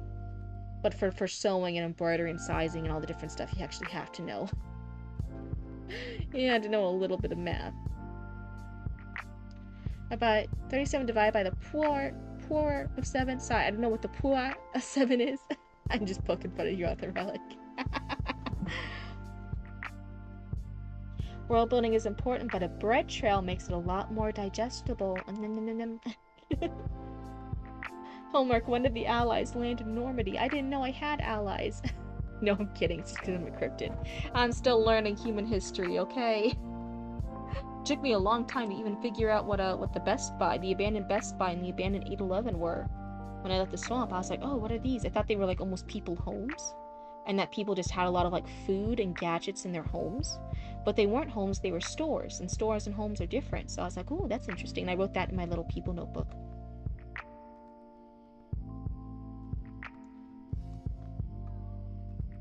$25 plus 25, that's 50, right? That's the 51. Yeah.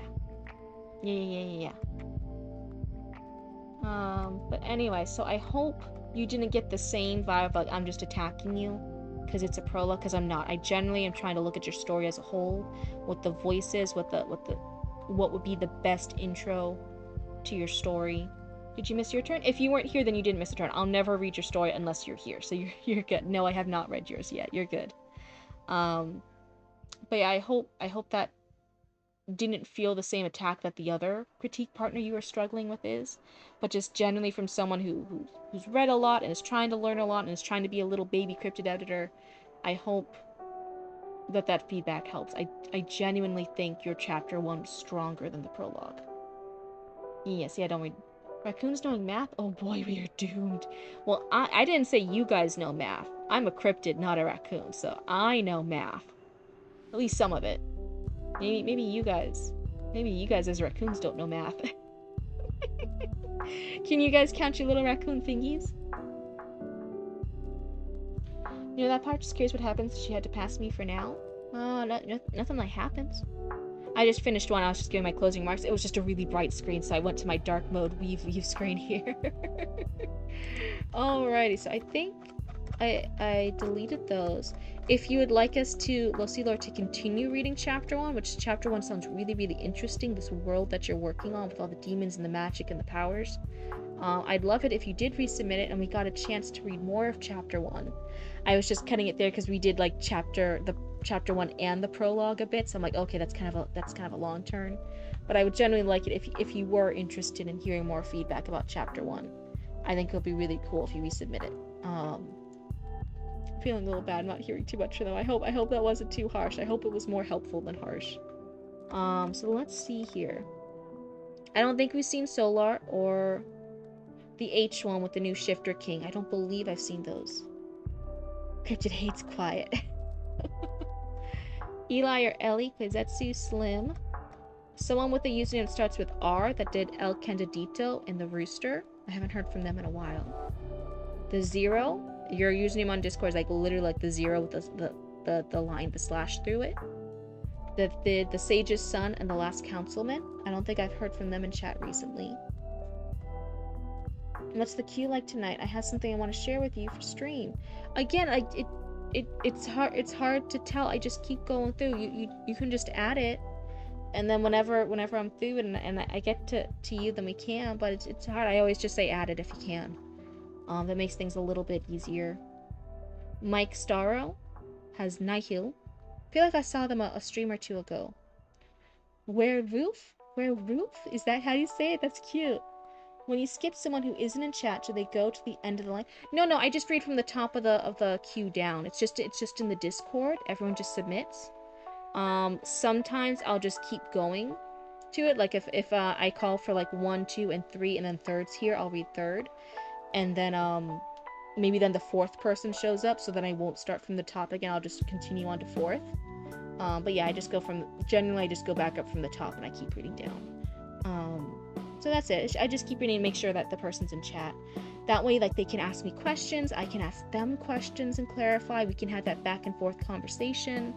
I feel like that's just a little bit better for a critique, because if you're in a critique circle in real life, that's kind of how it go. You're there in person and you're getting that feedback and that back and forth conversation with your critique partners. And that's kind of how I want the stream to go, even though it's, me yapping here on your screen and somebody in chat. But I think it's helpful. Sometimes even I'll misunderstand something, and then the person whose work I'm reading will clarify something, and I'll be like, oh, okay, I see. That is important then. Okay, I changed my mind. And that happens every now and again. That's not a bad thing. But yeah, there's not like a penalty for you skipping. It's not... I had a thing I said earlier where like, oh, someone's not in stream for like a couple months, and I haven't read their work, and they're in the queue for like a couple months, I might go ahead and delete it. But we haven't gotten that far yet, right? I'm still a new streamer, so it's not that crazy yet. When I'm finished the outline I'm doing, mind if I add it to the queue? Sure. Zero. So it's somebody with a heart. His username I can't quite read. It's a little bit funny font, but they did Hearts Entwined Remix. So if that one's yours, go ahead and let me know. I'm not sure if you had the same username in chat. And then it was Zero. It's like zero, but with an X. Zero. That have Pacifist. Do you delete the submission once it's read? Yes, I do. The only ones in queue that are still here that I have read are actually yours. Yours, author relic, are at the very top. But that's because I actually want to move them over at some point to FanWorks. I just haven't gotten that. Already it slipped my mind. But because you wrote the very first official Cryptid Roots fanfiction about Commander Roots and Cryptid, I wanted that over in FanWorks with some fan art that we've gotten, and I want those like saved there in that section. So yours is still technically at the top, but that's why. But everything else, once I read it, I delete it. So Zero, Bobicus Cadla, I think that's how you say it, has their first chapter, A Study in Rivalry. I think they were here last stream. They were a new raccoon from last stream. Lurk, have a nice rest of stream. Thanks, Trallian. Oh my god, that's so nice of you. Thanks for lurking and hanging out with us. We have BB, and their submission's just called BB Submission. It might be called the 12th Virtue. BB would think was also a newer raccoon. I think we're getting into the newer raccoons. And then we actually do have Mystria. Mystria, I think you were here earlier asking if we had skipped you yet, so yours is actually next if you're still here. So Mystria, if you would like, we could actually read yours next. Yours is Veil of Silk and Shadows, if I'm reading that right. I'll give them a second, because I think I saw them earlier. But after that, it would be Cam Gilbertson. And then Hayden Hart. I'm not sure if Hayden Hart's still here. They were here earlier on stream. So let's see. But yeah, it was... I'm not sure if I'm saying their username right. Mystria? Kyla? What's Kyla? Is that like an acronym for something? I'm not quite sure. Sorry, Bobicus. But it is good that we actually have the real Bobicus back. Right? Bobicus has risen. Bobicus has returned to us. It's how you pronounce that? Wait, where is that? Cam Gilbertson Mystria? Where was that, Bobicus? Kyla? For so, that what looks like Sedala, but it's pronounced Kyla. Where was that? Is that in... Okay, Mystria is still here. Sweet, sweet. So we can go ahead and load theirs up. And then it should still be in dark mode, because I think I have it as a Google Doc. Yeah, okay, so at least it will be night mode. Oh, phew. That looks so much better on eyeballs. BB is here, excited to hear theirs. Oh wait, BB is here. Maybe I should have said something earlier starting Mysterious. If I'm still reading after Mysterious, then we can do BB, but I don't believe I heard from BB.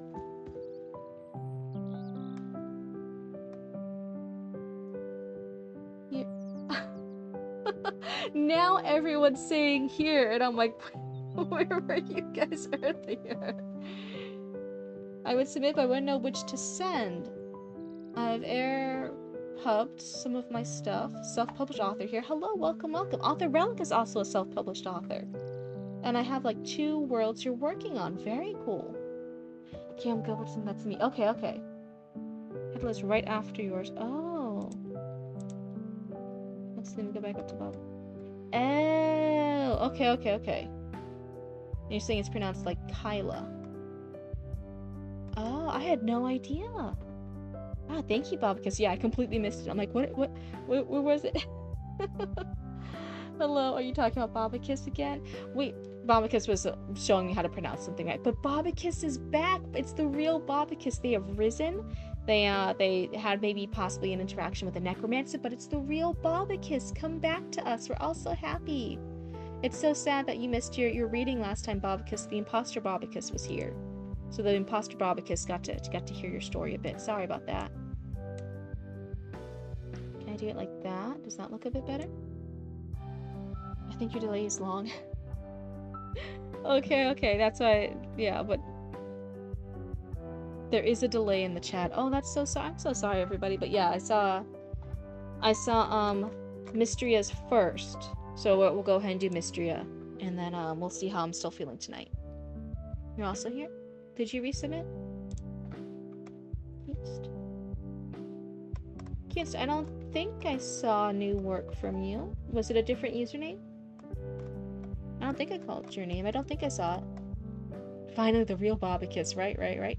Oh, to everyone who was asking earlier about comic writing. So 10, I was using it as the example again. I'm like, oh yeah, 10's like a really talented artist who's doing their own scripts for comic writing. They're illustrating it too. Because some people talk about, oh, I don't know if I can submit comic strips. And I'm like, yeah, absolutely. The imposter was cool. Bobicus, what are you gonna do? 10's saying some smack. 10's talking some smack. Oh wait, no, it's not 10. It's Mystria. Jeez, I can't. Nobody listened to me. I can't read tonight. Thank you for the 10 stream streak, Chalia. That's so nice. Thank you for listening to me for so long. Skip the first page, second page rather the summary. Okay, first let's do this. So this is the summary. Okay, so we'll skip by it because you said just skip by it, and we're gonna go right here. Yeah, I'm always using 10 as my example for like cool scripts and stuff. I'm like, yeah, have your scripts here. We have a really cool script writer. You should submit your scripts too. Be like 10. I'm always using 10 as the example for the script writers. You're just teasing me that I'm here. Got him, chat. I was just making sure. I'm like, if you think you're resubmitted, you might need to resubmit again because I didn't see you in the Discord. I was like, oh wait. I wanted to make sure everything was good. Yeah, you only do comics, exactly, but you're so talented at them, man. I'm so excited. But yeah, I definitely use the example when other people are like, can I Miss Blueba, can I submit comics? It's not like a normal novel. Can I do that too, or is that bad? And I'm like, no, go ahead, submit it on in. We have 10 doing really awesome comics too. Like, everyone can submit their comics. It's all good. So you're always my little example. I like that. Author relics, typically my example when I talk about like all the different ranges here. I'm like, oh yeah, we have everything from rough drafts and outlines, 3rd, 4th, 5th, 16th drafts. We have unpublished like authors, we have fan fiction authors, we have self-published authors like Author Relic. We have people going to be traditionally published and wanting to, polish up their things before they query. So we have all levels here. It's really, really cool. It's a nice mix. So this is Veil of Silk and Shadows. This is Chapter 1, Paper, Lanterns, and Ink. The house was small and old. Well, before I get too far in it, if there's anything about this you want to let us know, if it's a first book, if it's part of a series, if this is first 15th, 28th, 215th draft. 1/3 done with outline now, yay.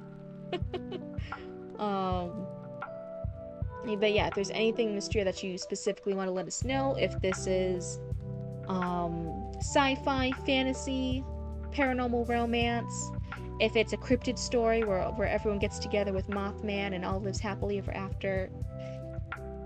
It's 70 plus. I haven't written fiction since you read my stuff.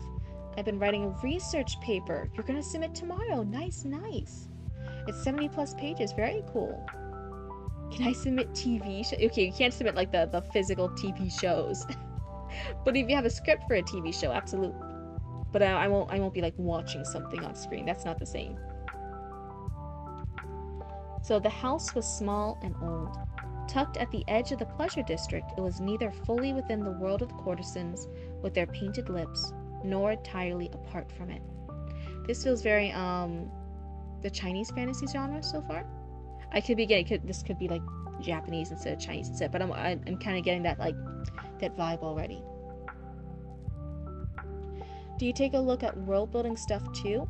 I can. Sometimes it's a little bit more tricky to tell depending on the format, how you format it. Generally, it's more easy to look at plot stuff and point out world building plot holes and stuff like that. But I can try. Again, it's never a bad thing. I'll always do my best though. First book may possibly extend to multiple books. 3rd draft of what I've written so far. It's a historical fantasy romance. Okay.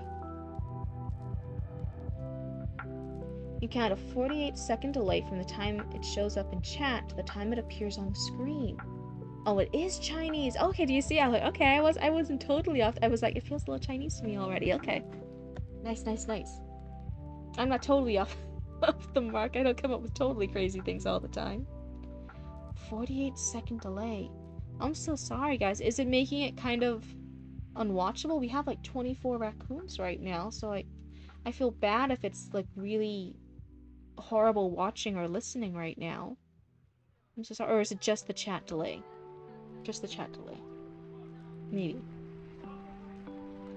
It straddled the boundary between the pleasure district and the lower class residential quarter. Not quite one, not quite the other. So why don't you say pleasure district, but then you say pleasure district again right after. The walls once painted a soft shade of cream, had faded beneath years of sun and rain. You joined the queue? Nice. Don't worry about the formatting. I use Notion for my worlds. It's a website style thing. Okay. A single gnarled tree dominated the courtyard, its branches stretching like weary arms over the tiled roof. A wooden fence, reinforced more out of habit than necessity, encased the home, though the scent of incense and jasmine from the pleasure houses drifted over it easily. Then yeah, if the formatting is not anything too crazy, if you think I'll be able to understand it, then yeah, feel free to do it. I can't always say my advice would be like perfect then, but I'll try to point out or ask any questions that might be helpful if I'm able to. Inside, scrolls of inkstones littered the study, the only room that truly belonged to Jean Ren? I know I'm saying it wrong. I'm so sorry. The X sound, I think, is pronounced differently in Chinese. Is it a sh sound? Is it a sh sound? My rural cowboy internet making it worse on your end. No, other people were commenting. There's been some weird issues today. So since multiple people have commented on it, I don't think it's any one raccoon's internet.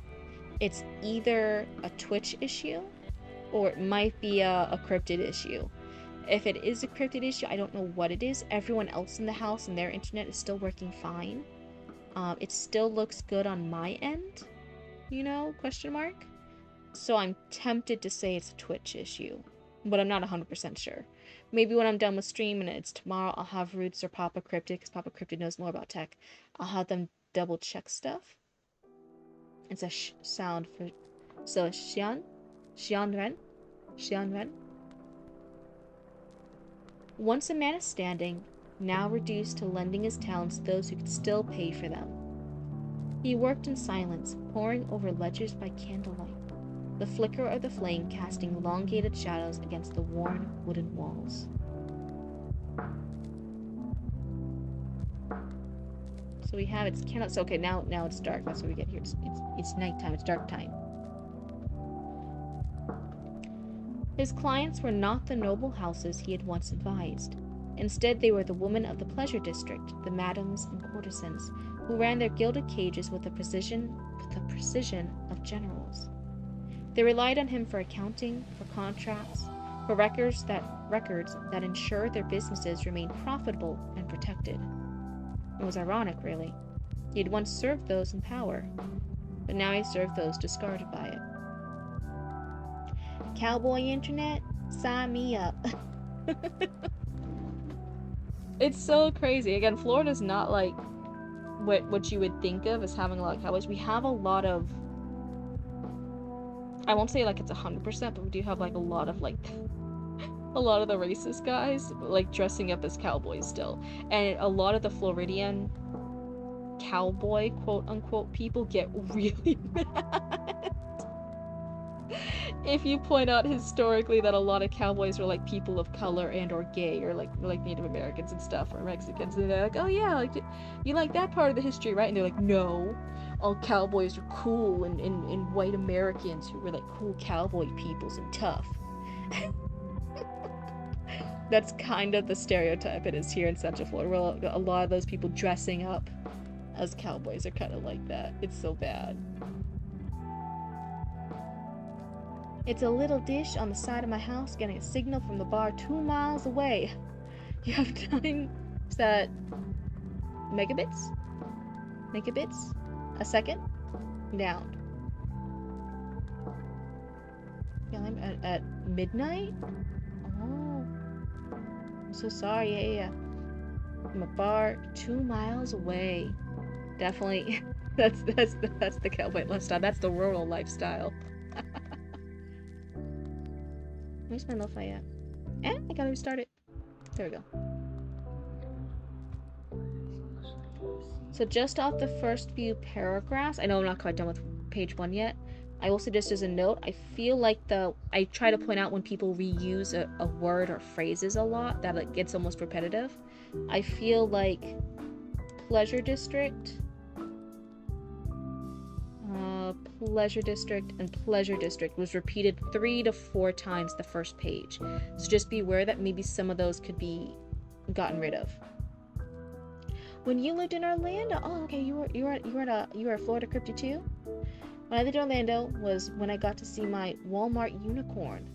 Older guy, cowboy hat, pink rainbow tank top, short shorts, and rubber boots. Yes, what I said does not apply to anyone as fantastic as that, obviously. I was saying it's just the stereotype. There's a lot of people in Florida dressing up as cowboys who are kind of not good people. But someone as fantastic as that wearing the pink rainbow tank top, short shorts, and all that stuff, I'm like, that sounds like a good one. That sounds like a keeper. As cowboys in Florida equals LARPing, they are so boys. They would not like it if you pointed that out. Plus, it just made me think of the Hunger Games. You nearly popped? Popped what? And says those discarded by it. Lianren? Should that be Xianren? Is that supposed to be the X still? Xianren had grown up among these women. Wait, no, Lianren had grown up among these women. She had learned to read beneath their silk-draped balconies, listening to the way their voices curled like smoke when they whispered secrets. She had watched them tilt their heads just so, catching candlelight on the curve of their lips. She knew how they folded messages into the hem of their robes, how they spoke in layered meanings that said one thing but implied another. She was not one of them. Not yet, at least. But she was watched, noticed, considered. But one of the madams, Madame Yui, had offered her a place in her house more than once. With that face and that tongue of yours, you'd be a favorite in no time, she had said, laughing over a cup of plum wine. I'd make sure you were well cared for, little Lotus. Lien had refused. Okay, so Lien, Ren, and Xian Ren are different people. Okay. You've watched so many C-dramas that Pleasure District didn't even register. That's what I said when I first saw it. I'm like, oh, this reminds me of some of the Chinese novels or Chinese stories, Chinese C-dramas. That's what it was making me think of, and I was right. That's the daughter, different character. You have LARPing cowboys in Montana. Even they're everywhere. That's crazy. I didn't know there was a plague of them. Unless you're talking about good ones. If you're talking about like the rainbow shirt and the unicorn stuff of that one, I think we need more of those. If you're talking about the kind of racist cowboy LARPers, I don't want those. We need less of those. This showed excitement for. Oh, yes, but they wear baseball caps and Carhartt cowboy hats are for formal events. Oh, that's funny. Okay, so this is the daughter, different character. I could be getting it wrong, so I'm so sorry if I'm getting it wrong. In Chinese names, isn't the first name the family name? And then the second name is the personal name? You're glad the setting is coming through so quickly? Go, nice. Yeah. Same with me, Crypt. Oh my god. So, one of my first things, maybe if it was, again, I could be wrong, I'm so sorry if I'm wrong, don't come at me. I feel like if the family name is Ren, then shouldn't it be Ren Xian and Ren Lien? Is that how it should work? Alarcus? Okay, so yes it should. Okay, so that might be another note. Double check how the family name versus the personal name works. Because that took me a while. When I was getting used to this stuff. I was like, wait a second. You're Chinese, so you would know. Okay, perfect. So yes, but I wrote for a Western audience. And Chinese, don't switch it around, because the people who would want to read a Chinese novel in English are expecting that. I've read several like Chinese but translated books. Don't switch it around, because you're going to confuse both readers. just keep the format. Keep the on-genre format. Oh, cool. That's cool to know. Yeah, so yeah, the family name is first, and the personal name is second. So it should be Ren Xian and Ren Lian. But that's why that's why I think I even got confused. I initially thought this was a spelling error, because I was like, wait, I was getting confused.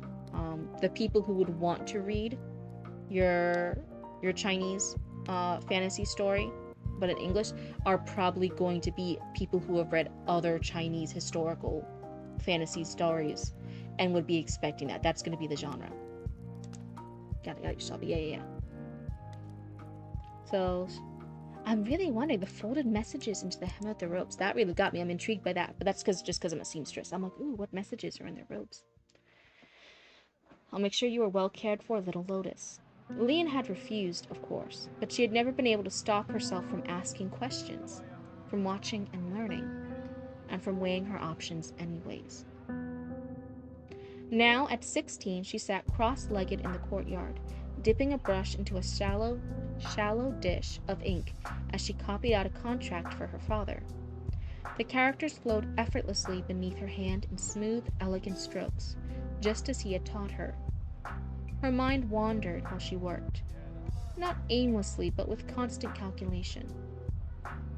She traced the shape of each stroke while listening to the creak of the tree branches and noting how the breeze had shifted from the west. You debated on that for a while, and I've actually swapped them a couple of times. Oh man, as a writer, as a storyteller, I hate it when I keep going back and forth on one particular thing. It just drives me crazy. I feel like I just spin myself in circles going between option A or B, back and forth and back and forth. So my full sympathy, I've done stuff like that where I keep switching between two options, and I'm like, it's driving me crazy. So as someone who's read a couple series of Chinese novels and has started watching a lot more C-dramas and K-dramas and stuff, the people who would want to read this, people who would be in genre for you, who would be interested in this, they're going to be expecting that format. So don't worry too much about trying to be like straddling the worlds too much between like, oh, what about an English speaker who's never used to this before? Because every English fan who has read C-dramas or Chinese web novels and stuff has gotten over that hurdle. So that we've all done it, right? Everyone who's done it, who reads that kind of stuff, we're all used to it. So I wouldn't be too worried about trying to shift it for them. From inside the study, her father sighed, rubbing a hand over his face as he leaned back from the endless columns of numbers before him. You'll ruin your eyes if you keep working by candlelight, Leon said without looking up.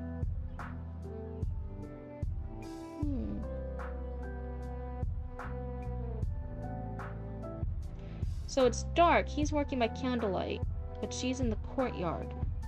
How is she seeing? Xian exhaled a soft chuckle. And you'll ruin your prospects if you don't stop speaking like a wife scolding her husband.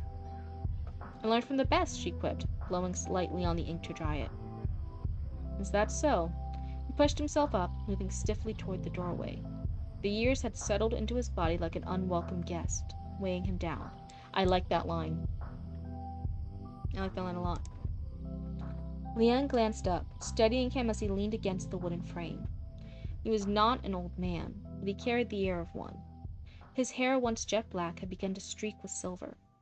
His robes were well maintained but frayed at the edges, the slow erosion of dignity that came with a life of quiet survival. This is now page 5. Okay. So just in comparison, so this we were following Leon. This one we're all following Leon.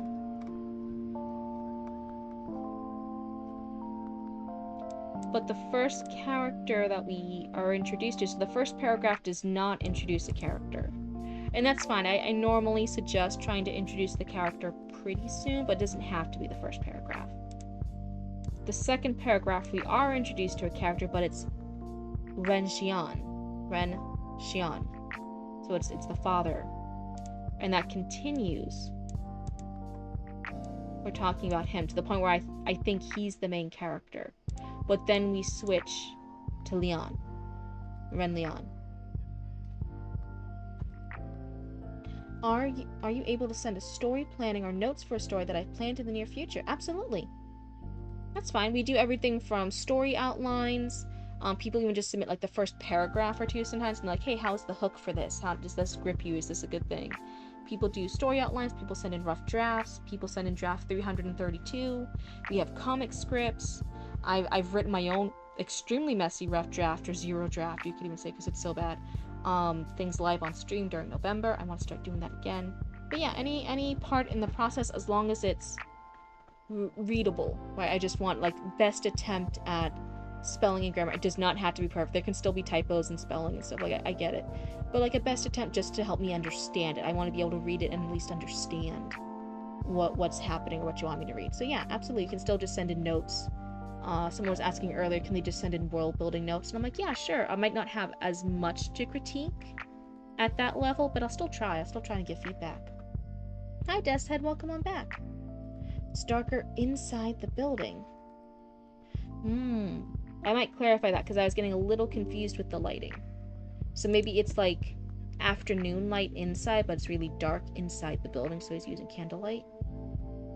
Should I switch them and introduce Leon first? That's what I'm thinking. If I'm reading it right, and Leon's the main character, and it's mostly Leon's thoughts and life experience we're going through, I would have Leon be introduced first. That's our main character, and we kind of want to introduce our main character as soon as possible, with some exceptions. You know, like I always say, like sometimes thrillers or killer mysteries will introduce us to one character, but then that's the person who's killed by the killer, and then we see our real main character. There's some exceptions to that, but generally speaking, we want our main character introduced relatively early. That way we know whose point of view we're looking at and exploring the world through. Yeah, she's the main character. Okay.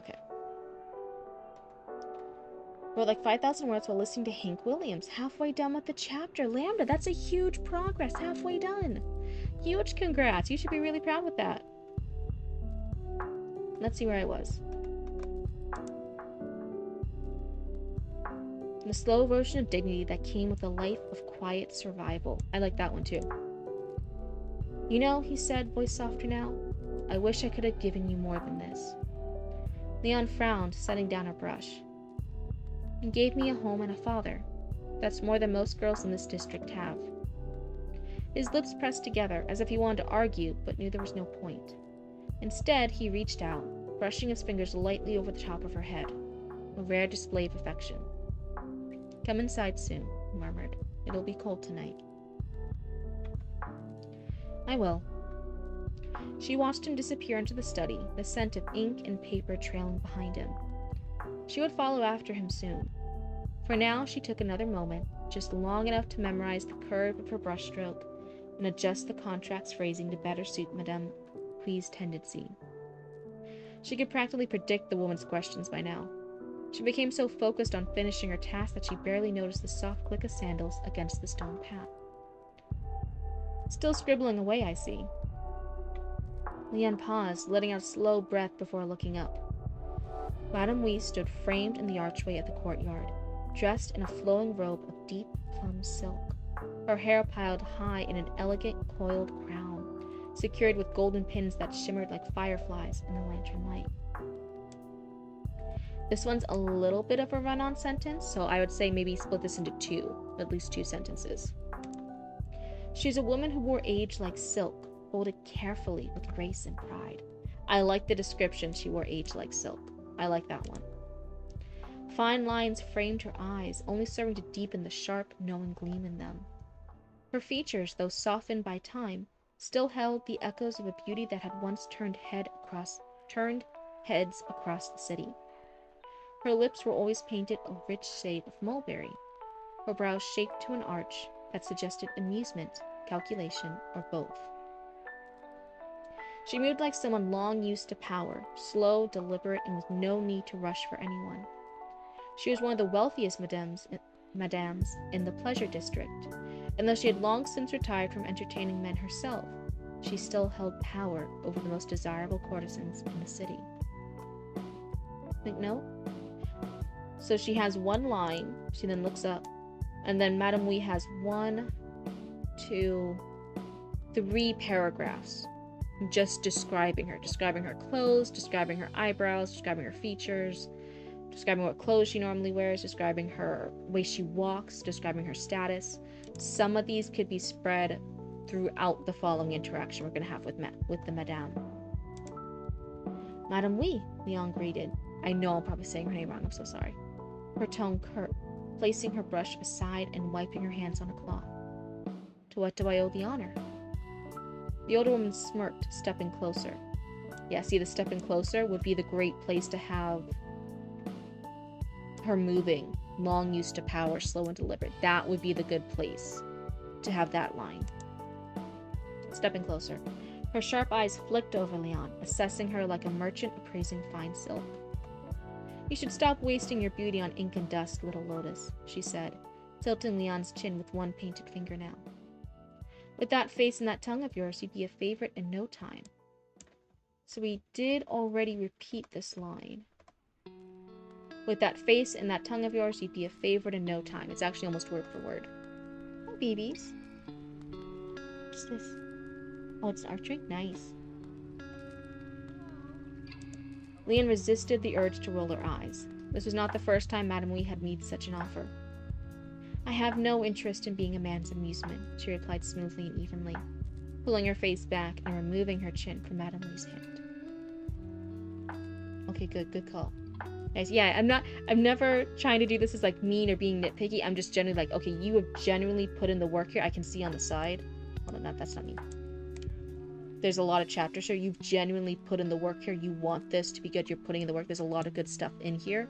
So part of that is me as a critique partner being serious and going through it and pointing out everything I can to help make it the next level. Because you already did all the fucking hard work here. You did all this cool stuff. So then I had to meet you and be like, okay, let me let me put on my serious cap. Let's get this let me get some good feedback.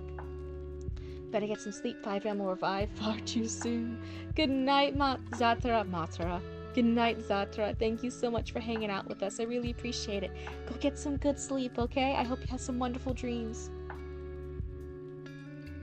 Nice job. Yeah. Let's see. Amusement, Madam Wee laughed. Little one, you still see the world in such simple terms. A courtesan is more than just a man's pleasure and amusement for one night. She is a queen in her own right, if she plays her cards well. That's one of the hard things. It can be really hard for a courtesan to play those cards right. It's definitely one of those things where there could be the 1% that make it and make it huge and make it big and have that position and authority, but then there's the 99% that will not. It was a pleasure. Have a good night. Have a good night, Zatara. Goodbye. Good night. Leon said nothing. Madame Wee wasn't usually so bold as to come to their home and offer to buy her. She was reading between the lines, noting how Madame Wee's nails had been freshly lacquered, and her voice carried an undertone of frustration masked by wine. A client had likely annoyed her earlier. Madame Wee crouched beside her, running her fingers lightly through Leon's ink-dark hair, watching how the strands slipped between her fingertips like silk. You don't even see it, do you? She murmured. Leon frowned. See what? That face of yours. The silk comparisons, and I know silk, especially for Chinese fantasy stuff, that's going to be prevalent, that's going to be common. It has repeated a couple times. She's a merchant appraising her like fine silk was before. Fingertips like silk in this one. She wore her power like silk. She wore an age like silk. There's almost a silk reference in every page so far. So just keep an eye on that. That's another one that's repeating a bit too much.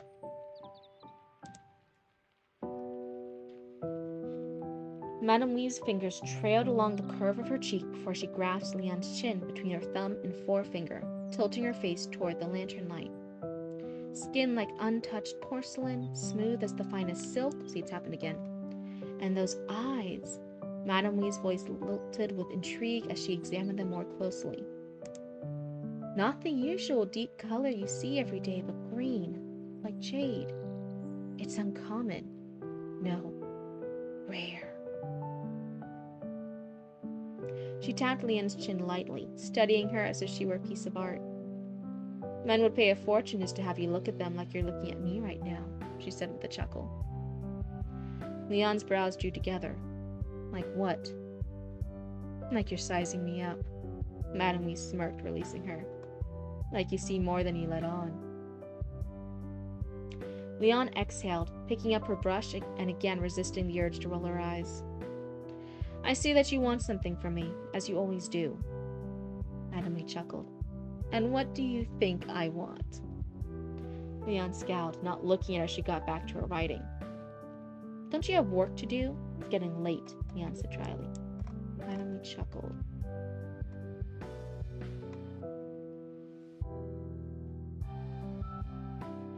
Earlier, when she's holding Leon's face, and they're doing that examination, she's having that conversation with her, and she's just kind of talking about how beautiful Leon is, that would be a great part to put in some of the descriptions of Madame Wee about the wrinkles and what lip color or eyebrow color she had.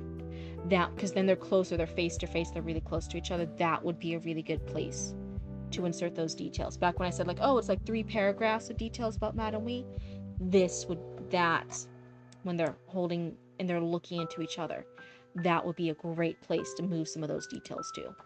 That would feel really natural. Don't you have work to do? It's getting late, Leon said dryly. The old woman laughed. Your talents are wasted in a place like this. She cast a glance toward the study where Xian worked, the flickering candlelight illuminating his hunched figure through the thin paper screen. Leon was sure that he could hear their conversation, but most likely he was too engrossed in his work to pay them any mind. Like a return examination of Weevil. She's examining Leon. Exactly. See, you get it. Your brain's already working. So you get it. You see the vision. You see it. Your father is a good man, but he cannot shield you forever. One day you'll have to decide if you want to be used, or if you want to be the one holding the strings. Leon's grip tightened on her brush, but she said nothing. Madame Wee rose to her feet, brushing non-existent dirt from her robes and smoothing out the fabric. Think about it, little Lotus. My offer still stands. You have the kind of face that lingers in a man's mind long after he has left his wine behind. Even if you wish to hide, the gods did not grant you that privilege. Yes, it is. I know I'm mispronouncing it. I'm so sorry. But yeah, it is pronounced with a sh sound. And then even like a more like a Chinese, like a Mandarin speaker, a Chinese speaker could even tell probably my sound for the X is still slightly off. Because I think there's a particular way they say it. It's not like a generic American saying sound. It's slightly different. If I recall, I think so. So it should be Xian. Leon and Xian.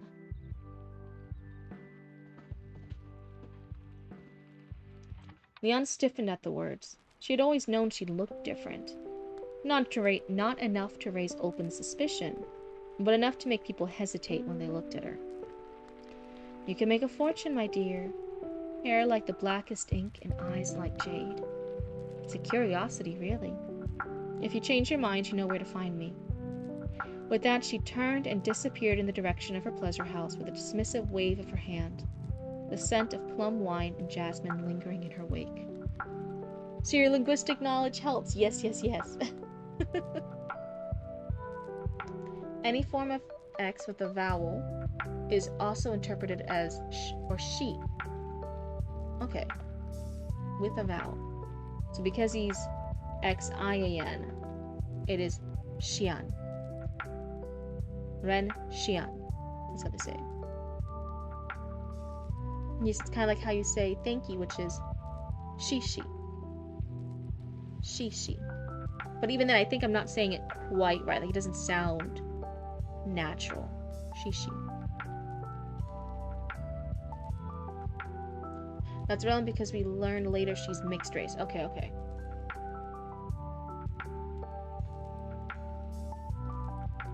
Leon let out a slow breath, her eyes drifting toward the study.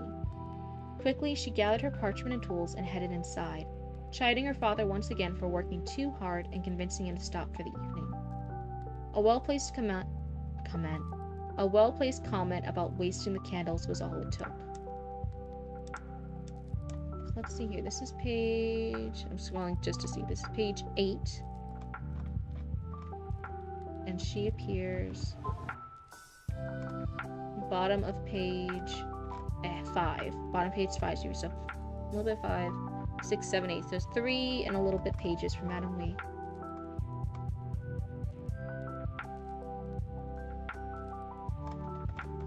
So I will notice, so Madame Wee, I'm probably also saying her name wrong, I'm so sorry. Madame Wee, her interaction, her thing about she keeps going to Red Leon to offer and have that conversation about like getting her into the pleasure house and making a fortune is measured all the way in page 2, top of page 2. And then we spend about 3 and some plus pages then having Madame Wee appear and having that same conversation.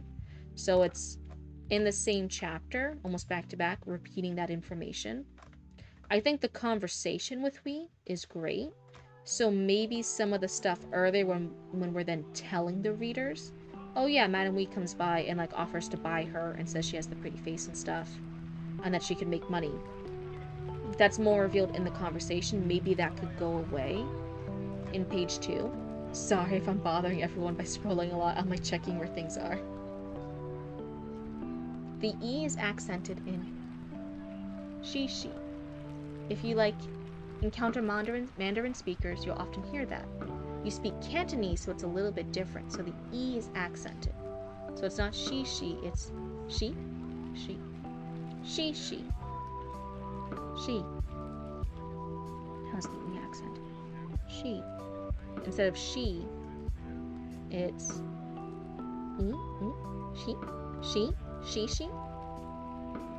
It's not necessarily because it's very openly being discussed in the conversation between the two. Yeah, and it's... If it was like mentioned in like chapter 1 and then the conversation didn't happen until like chapter 5, I'd be like, okay, yeah, this is a good revisit to the topic. You mentioned before and it happens. It's just because it's almost back to back. I'd be like, oh yeah, we don't need the narration telling us this conversation because we're about to have that conversation. You know what I mean? And the conversation is really good. I like that back and forth they have.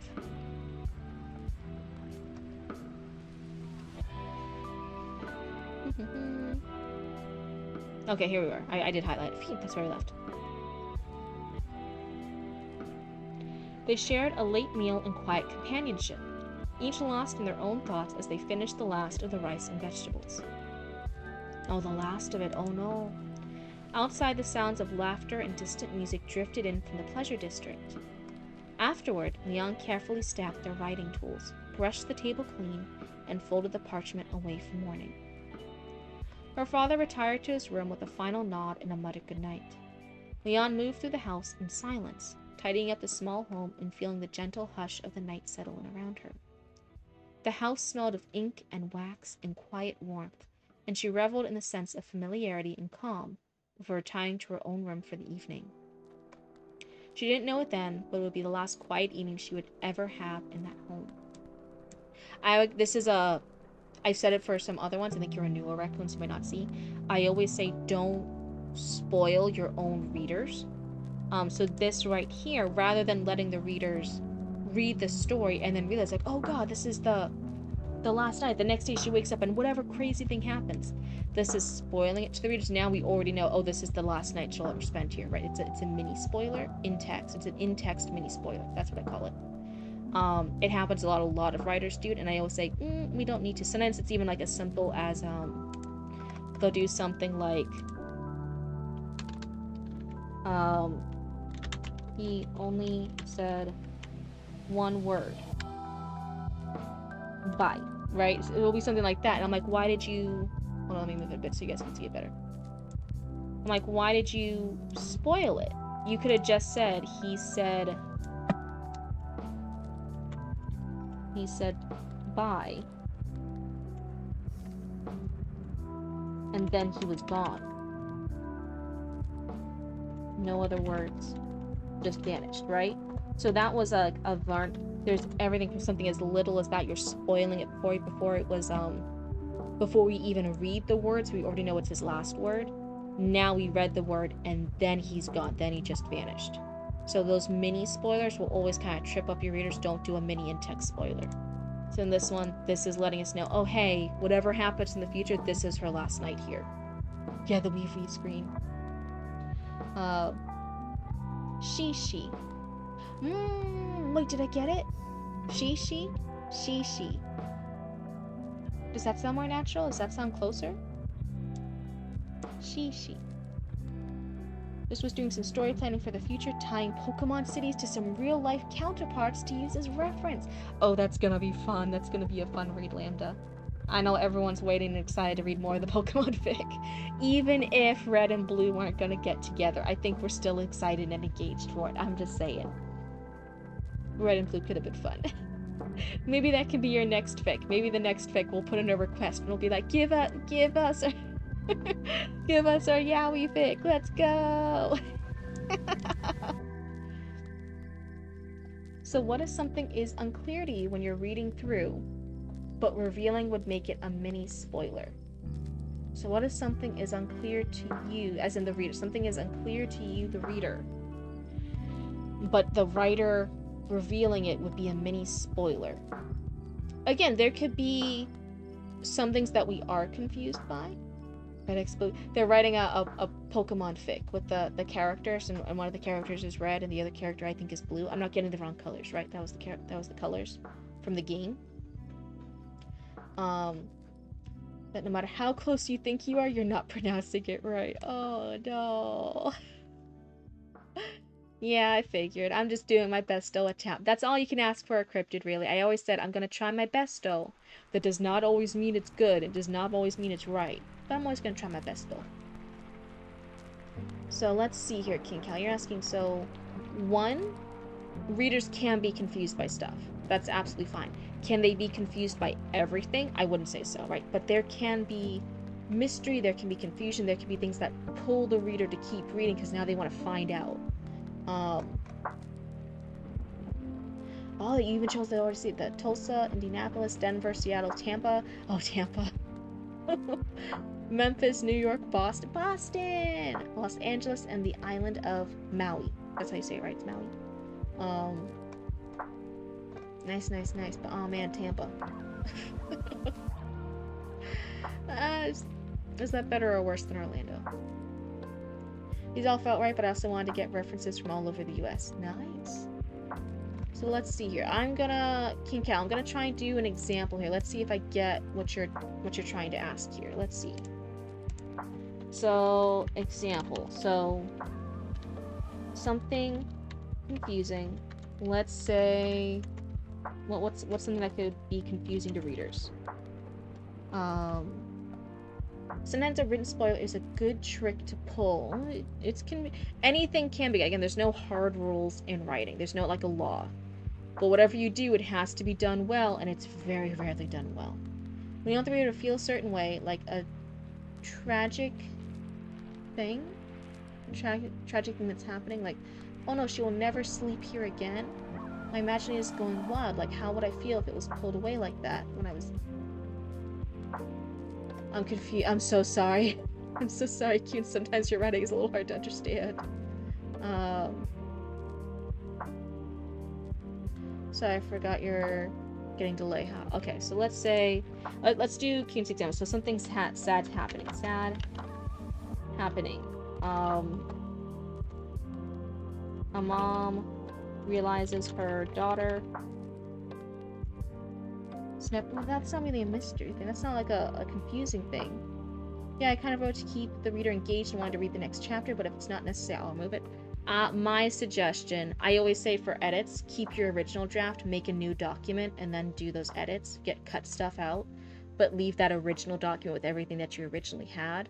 So like, yeah, in a new document, if you wanted to, I would suggest cutting it. I think that's a mini spoiler for your readers, and the readers are engaged enough, like, okay, like they went to bed, all this stuff has happened, something's gonna happen, something's gonna give, and then they'll keep reading. I even wondered there's something else you could hint at, or another note you could end on, but I won't do many spoilers. Yeah, I thought that's what you were doing. I'm not disputing it at all, just want to be clear. I was just seeing what they were going for. Okay, so, but I'm trying to do with what King Cal said. So something confusing that then we would have to do a spoiler for. Let's say, what's something confusing? Let's say a monster just yoinked a character and a skinwalker replaced them. All creepy like, right? So two characters separate. One goes down the hallway, one goes into the other room, and then the monster grabs them, and then a character B is replaced by a skinwalker. Nice job on the story. I enjoyed it. It was really enjoyable. That was really good. Sorry I'm being sidetracked right now. Maybe I'll give more critique after this, but now my brain's on this. So, how do you reveal to the readers that the character got yoinked?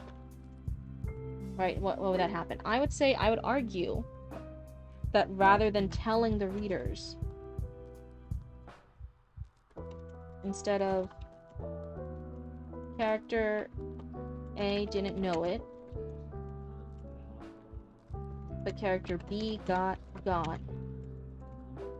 by the skinwalker, right? I would say I don't like that. I think that's the mini spoiler. Thank you if you met me. Yeah. It was a fantastic read. I'm so sorry. I'll finish giving you my critiques and my feedback in a second. I'm just trying to figure out a way to explain this concept for Kinkel. This is where my brain is, and then we'll circle back. I promise. The ADHD just has me in its grips. But I like to use it as this. Nice. So rather than that, that's being the mini spoiler, right? That's explaining to something that could be explained. I think it would be better to instead do character A turned around and B was gone. It called for a bit,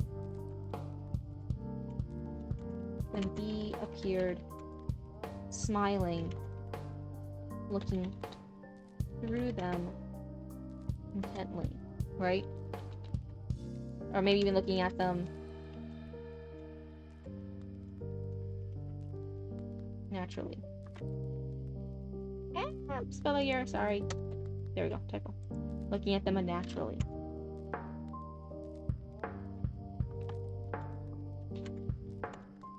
Like, why didn't you respond?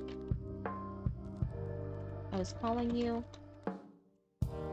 And then they like respond back. He responds back. Sorry. Didn't hear you.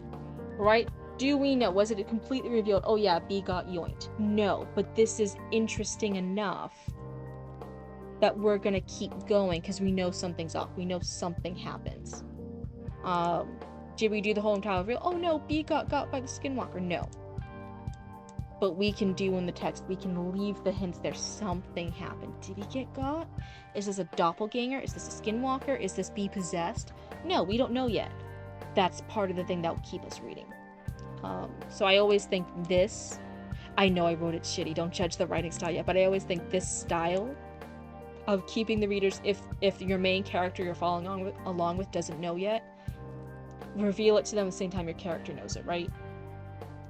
It's better to keep the character and the reader in the dark and find out through the writing, through the story, rather than reveal and do a mini spoiler like here, because now I already know what's happened. I got it.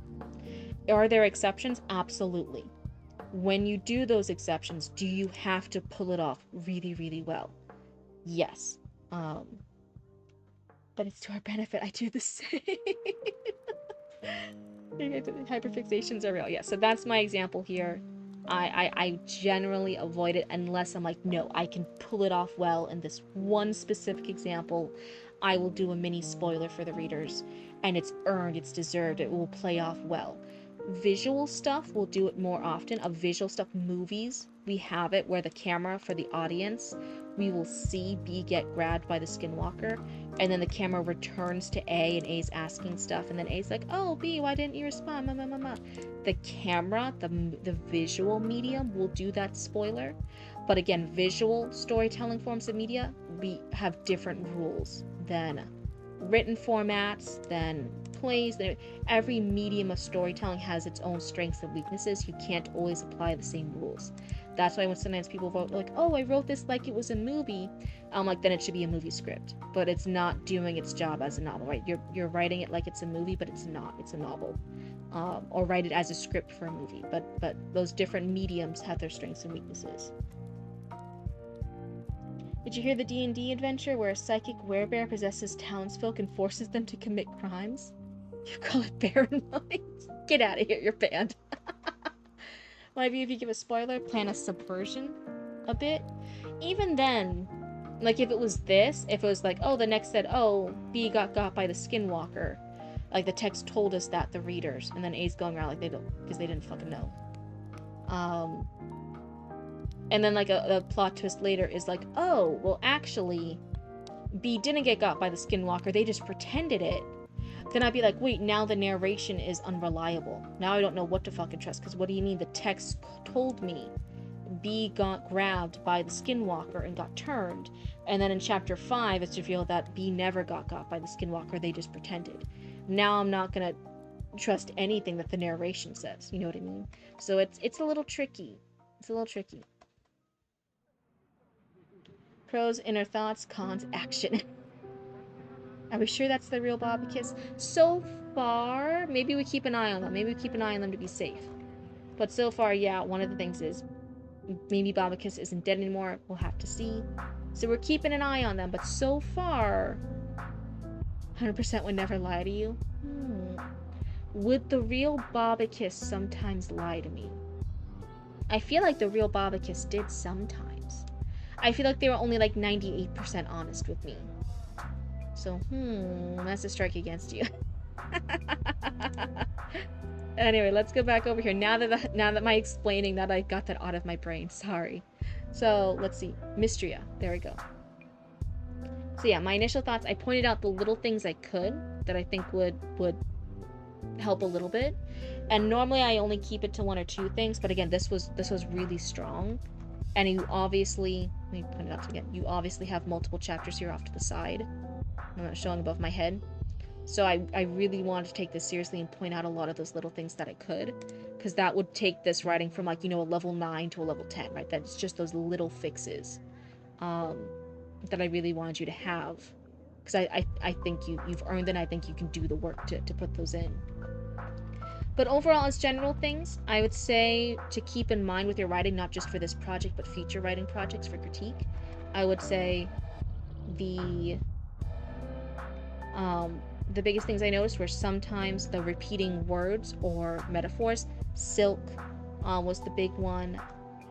Sometimes specific words or phrases were getting repeated. Some of those dialogue ones were getting repeated. So just double check that you're not having that repetition of words or phrases. Because I noticed that with a few different things. Speaking of body doubles, a doppelganger Bobicus? Oh. Yeah, before it was the Imbopster. Instead of the imposter, it was Imbopster. That was who we were dealing with before. So we had to keep an eye on Bobicus. We had to make sure it's the real Bobicus and not the Imbopster. So that would be my first thing. And really, I think everything else, the other little critiques I pointed out, as I said. Right, the rephrasing which character we're introduced to first was another one that I think would be really strong. Showing Leandren first instead of her dad, Xianren. I think that would be a huge improvement. Otherwise, I feel like those are my 2 main things I wanted to point out. I kind of want to read the summary here. Let's read the summary real quick. Leandren, kidnapped and sold to the Imperial Palace, expected a life of servitude. But when her rare intellect is brought to the surface, she is torn from the servants' quarters and thrust into the dangerous world of scheming concubines, watchful eunuchs, and unseen forces lurking in the shadows. Her new task, teach the woman of the Emperor's harem. But knowledge is a weapon, and in a court ruled by deception, a woman who wields it is dangerous. Every lesson she gives carves her name deeper into the whispers that slither through gilded halls. So nothing really... just a lot of repeating words, phrases, and shifting descriptions that flow better. Yeah, I'd even say, like, hold on, I had to cough. Let me mute the mic real quick. Sorry. Damn it, I thought I got the cough out. Yeah, the repetition. And moving some things around. Moving Leon before Xian in the meeting. Moving some stuff with Madame Wee to be more spread out. There's some minor shifts like that throughout, so I'd say it's like shifting things to find their best home, and then the repetition. Those would be the two biggest things I noticed throughout this chapter. That I'm like, okay, this is a consistent thing to watch out for. Where was I? So let's see. slither through gilded halls, and at the heart of those whispers stands him, Master Wei Xiang, the chief eunuch, the emperor's ghost. Cold, untouchable, feared, a man with no desire, no weakness, no past. Yet beneath his impenetrable exterior, something stirs. I think there's a period here that shouldn't be here, but I could also just be having a speck on my screen. A forbidden attraction, a hunger neither of them can afford. If she missteps, she will learn firsthand just how sharp a blade love can be. Because in the palace, survival is a game played with silk and shadows. Nice, nice, nice. You know, if I literally have a doppelganger character in your HG fic right now, and we're talking about this, it's a sign it's the right plot point to take. What do you mean, John said. What do you mean? Bill said. What do you mean? Bob said. All different, all legit. Good job. Oh, thank you for the best of you. They took my job. Repetition is tough. It's definitely, you will not the first raccoon I pointed out to. You will not be the last. I think that's I've mentioned it before, so I don't want all my older raccoons. I need to say it to the newer raccoons. Every single thing we struggle with as writers, every particular thing that we struggle with, whether it's repetition, whether it's dialogue, whether it's pacing, whether it's too fast pacing, too slow pacing, whether it's action scenes, whether it's descriptions, whether it's describing the setting, whatever it is, there has been some writer who has struggled with it before. No struggle we have is unique. We are in good company here, so I never want you guys to feel bad if I point out a struggle of like, oh yeah, you have trouble with pacing, or oh yeah, you have trouble with character descriptions or dialogue. There are so many writers who struggle with it, thousands of writers before you for thousands of years before you. There's going to be a lot of writers after you who are going to struggle too. So I wouldn't. Yeah, it's a comma. Is it just a speck on my screen? It was a speck on my screen. Okay. So to me on my screen, it read as comma, period. But it was a speck on my screen. That was what the period was. That's why I said it might be on my screen. Leaving commas out of words when I write. So yeah, anything we struggle with, there's writers that have struggled with it before. There are going to be people who struggle with it afterwards. Hello, I'm here in case you read any stories from viewers. Nice, yeah, that's what we're doing right now. I was just finishing this description after you read the first chapter, Paper Lanterns and Inks. I really like this. It also, I'm not sure if you were inspired by it. It's kind of giving me, is it Apothecary Diaries? Is that the one where it's Mao Mao and she's in there and it's the head eunuch that's secretly related to the emperor, etc., etc. You have struggled with quiets. Yeah, see, even Author Relic. Author Relic's a published author. They're even working on a book series right now. And I point out like when they have repetition of words, and that's where the joke of like, oh, I hate quiet's from, because I was pointing out every time Author Relic said quiet in their book. Or being a chronic underwriter, being a chronic overwriter, struggling with purple prose, struggling with your words being too dry, like anything. I promise, anything you struggle with. There have been countless writers before you that struggled with it too. Writer's block? Thank you for speaking of us writers struggling with stuff. Writer's block, welcome to the Cryptid Cult. You've never tried a montage. Nice, nice.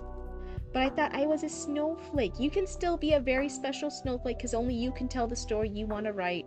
But as far as our struggles, we are all in good company here. There's no unique struggles for us writers. You struggle with grammatical repetition, CC. Your biggest struggle right now is the story development between the scenes. I really want to write. And yes, it's inspired by Apothecary Diaries. Yes, yes. Yeah, that's Apothecary Diaries. Okay, see, I got the words right. I knew it. It would have been so funny if I actually said, like, I knew what show or thing I was talking about, but I say a completely wrong name, like a name of a different show. Sometimes that happens. So you guys gotta watch me. But yeah, that's what inspires me by. So my question for you is, are you going for a more realistic take on it? Are you going for you guys are special. You guys are so wonderful, and I adore reading all your different stories and all the different formats you do. I'm just saying our struggles aren't unique, but our stories we want to tell and the way we want to tell it in our own words, that's all unique, and that's why I really like doing these sessions and hanging out with you guys and reading stories. Yeah, it's a coded username. Writer's block, joining the reading and writing stuff. Does anyone ever like give you shit where it's like, no, writer's block, get out of here? That would be a funny bit to do. Oh my goodness. Saying quiet a whole bunch is a well-known ChatGPT-ism. If I understand correctly, instant red flag. I don't know if Author Relic was doing that. They had very particular. Author Relic is really good with setting scenes and vibes. They have very clear vibes and like what they want the setting to tell the readers. That I actually suggested to them. I'm like, I really want to know if you would do a script for comics, because I feel like comics have that where they're like, oh yeah, I want this particular thing to feel very noir and mysterious and misty streets and all the different things. So other settings were very hostile and overly bright and mechanical and all the. They have a very clear vision of how scenes should be portrayed, but then sometimes they were reusing those specific keywords too often. So one thing was a city that the person knew. No, what am I thinking of? That knew the Russian rhythm of the city, and then they were talking a lot about the rhythms of the city and the quiet and the lull and the noise. Another one was the heat of the desert and how like hostile and overbearing the heat and stuff was, and so I was pointing out that like, so they have this very distinct idea that's very well communicated and that they want to portray, but then sometimes those key words for the portrayal are just used too often. And in one scene, that particular word was quiet. So I was pointing out the quiet and the quietlies to them, and they were like, oh god damn it. Oh my god, so it's a funny thing. Do it in a montage. All the quiets in a montage. What was I saying? So yeah, you're going for a different perspective from Apothecary Diaries, kind of. It's heavily inspired for sure. There's definitely going to be a lot of similarities, but looking for a bit more realism and more political drama. Nice, because even as much as me and Roots love, that's actually one of the shows that we watched together. Yeah, definitely careful about bringing that stuff about writer's work. An accusation like that can ruin people's image and work. Definitely, sometimes people, when I read stuff, will private message me and be like, hey, was that ChatGPT and stuff? And I'm like, well, part of my rules is no AI generated stuff, but I'm not gonna go over here and start like throwing accusations around at anyone, right? That's not fair. I have no proof. I have no backing of it. So it would be kind of rude to be like, oh, I just think in the back of my head this is generated, rather than just a writer's true work. So I have it as a rule, no AI generated stuff here. I don't read that stuff, but it is. I can't call out anyone if they are, because I never want to make a writer feel bad just because they're like, oh, my writing's not good enough, so someone thought it was generated. Your back phone is slightly more charged now. So yeah, it's definitely one of those accusations I would not be throwing around over on this channel. I never would want to ruin someone or hurt someone's feelings or make them feel that bad about their writing if the accusation was false. So I'm very careful with that kind of stuff here.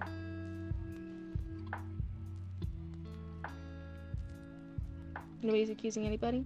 Yeah, it was just because it was the quietly, and then he said, oh, quietly is like a ChatGPT-ism. It was about Author Relic, so I think he was just being like, oh, hey, be careful throwing that around. It was all. We're not accusing anybody. We're just saying be careful. Yeah, we're all good here. We're all good raccoons. What was I saying? Oh, wait, where's my lo-fi beats? There we go. What was I saying? So yeah, you're going for a more realistic thing. Yeah, it's really tough. We want this to be a nice spot of the internet. There's already so many toxic and blast spots of the internet. We want this to be a comfy spot. So, even when me and Roots were watching Apothecary Diaries, I would be pointing out some stuff with my limited knowledge. I don't think I'm an expert here. Of like, oh, I wonder if that would actually work. That's not how things work. That's not how this would happen. I wish this was more realistic. Was it still enjoyable to watch Apothecary Diaries? 100%. Me and Roots really liked it. But there were some spots where I was like, I don't think that's how it would work. So if you're going for a more realistic version of it, I think that would be fantastic. I think that would be unique. I think there's some viewers, like me, for example, and Roots, that would be really interested in it. So I think that's cool. So one of my first questions then, just because you're saying that you are going for that realistic take, I'm wondering here is, one, are there... So she's over here, she's in the poorer district. She has the knowledge and the writing, though, to write and to read and to draw contracts. Yeah, we're all good raccoons. Oh my goodness. Um, so I would almost like, and this is an answer I do not know. So I'm not saying like, oh yeah, you had to fix this. I'm saying, as someone here, I do not know the answer to this. I would say, could you do any research, or do you know if a woman at that point in time, right, in ancient China, whatever dynasty it's based off of. I think there's a particular dynasty it's based off of, or inspired by loosely. You know, would a woman who could read and write and draw up contracts and receive money, would she really be better off as the harem person? Because really, the apothecary dice gives that very nice, idealized version of it, where like those top people in the pleasure house are earning money. They're so sought after. They're so elaborate. They're so fancy. Most of the time, it was not like that for these women, and they were stuck there, and they would never earn out. And then as soon as they're too old and they're not making money, they would be out in the streets, and they would die, and they'd have diseases. It was hard. It wasn't that idealized, glittery glam life for many of them. That's why I'm like, really, is it really realistically an option for her? Or is it, for 99% of people, is it not desirable? Is it still bad? And would she actually have a job opportunities as someone who is educated enough to be able to read and write and draw contracts? But are there other options for her? That's one of the things I was questioning. Anyway. And that's not to say, like, oh, you had to change anything. That's just saying, like, oh, maybe it would be fun to do research into that. Maybe that would be a cool thing to look into. Of maybe Leon Ren is more skeptical of taking Madame Lee's offer. Because she knows, like, oh yeah, even if I look cool for 99% of courtesans, it's not gonna be the life that she's promising me. She's promising me all this and that, but the likelihood of me reaching that is very, very slim. It's not likely. What are some of the other things I had questioned? I'm trying to think back to the show, because me and Roots were like doing questions back and forth, and I was like, oh, huh. Some of the scenes in the show, again, I haven't seen the new book yet, I was just pointing it out. Some of the scenes in the show were even stuff like she was being the poison tester for one of the women in the Emperor's harem. But then the Emperor came to visit that particular harem member, right? I think it was the pink-haired one, if anyone's like particularly curious. And then she ended up being the poison tester for both that harem member and the Emperor. And I was like, wait a second, if the Emperor is here and eating, the Emperor should have already had a poison tester that would have come with him and would have tried the food before he ate it. Why would he? It just so happened there was already a poison tester here. He's like, oh yeah, sure, Mal can like poison test my food too.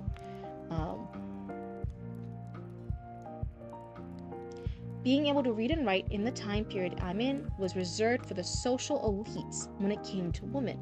Yeah, so would it offer her any job opportunities beyond the pleasure district that Madame Lee's offering her? Like, could she work for different businesses, for traders, for merchants?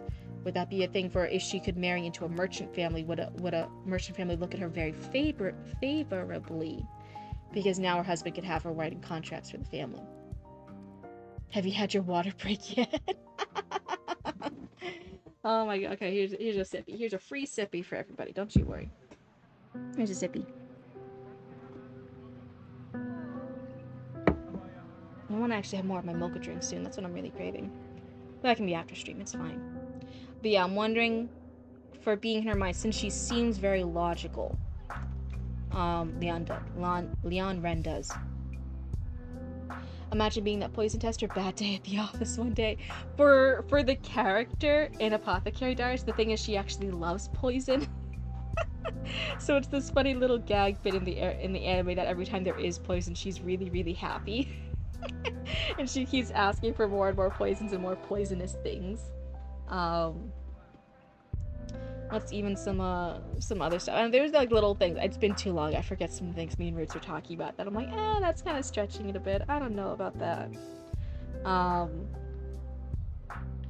Yeah, but that would be really cool. So I'm saying there is an interest, there is an audience for people who do like Apothecary Diaries for having a more realistic interpretation of it. So yeah. What? Is sounding a lot like AI. something you correct in a client's work, like how you would correct inconsistent tenses or any other writing. So for me, remember, when I am becoming an editor, right? I'm now an editor. I'm starting to work in Chinese. I'm a developmental editor. So I'm looking at bigger stuff. I'm looking at plot. I'm looking at pacing. I'm looking at character consistency.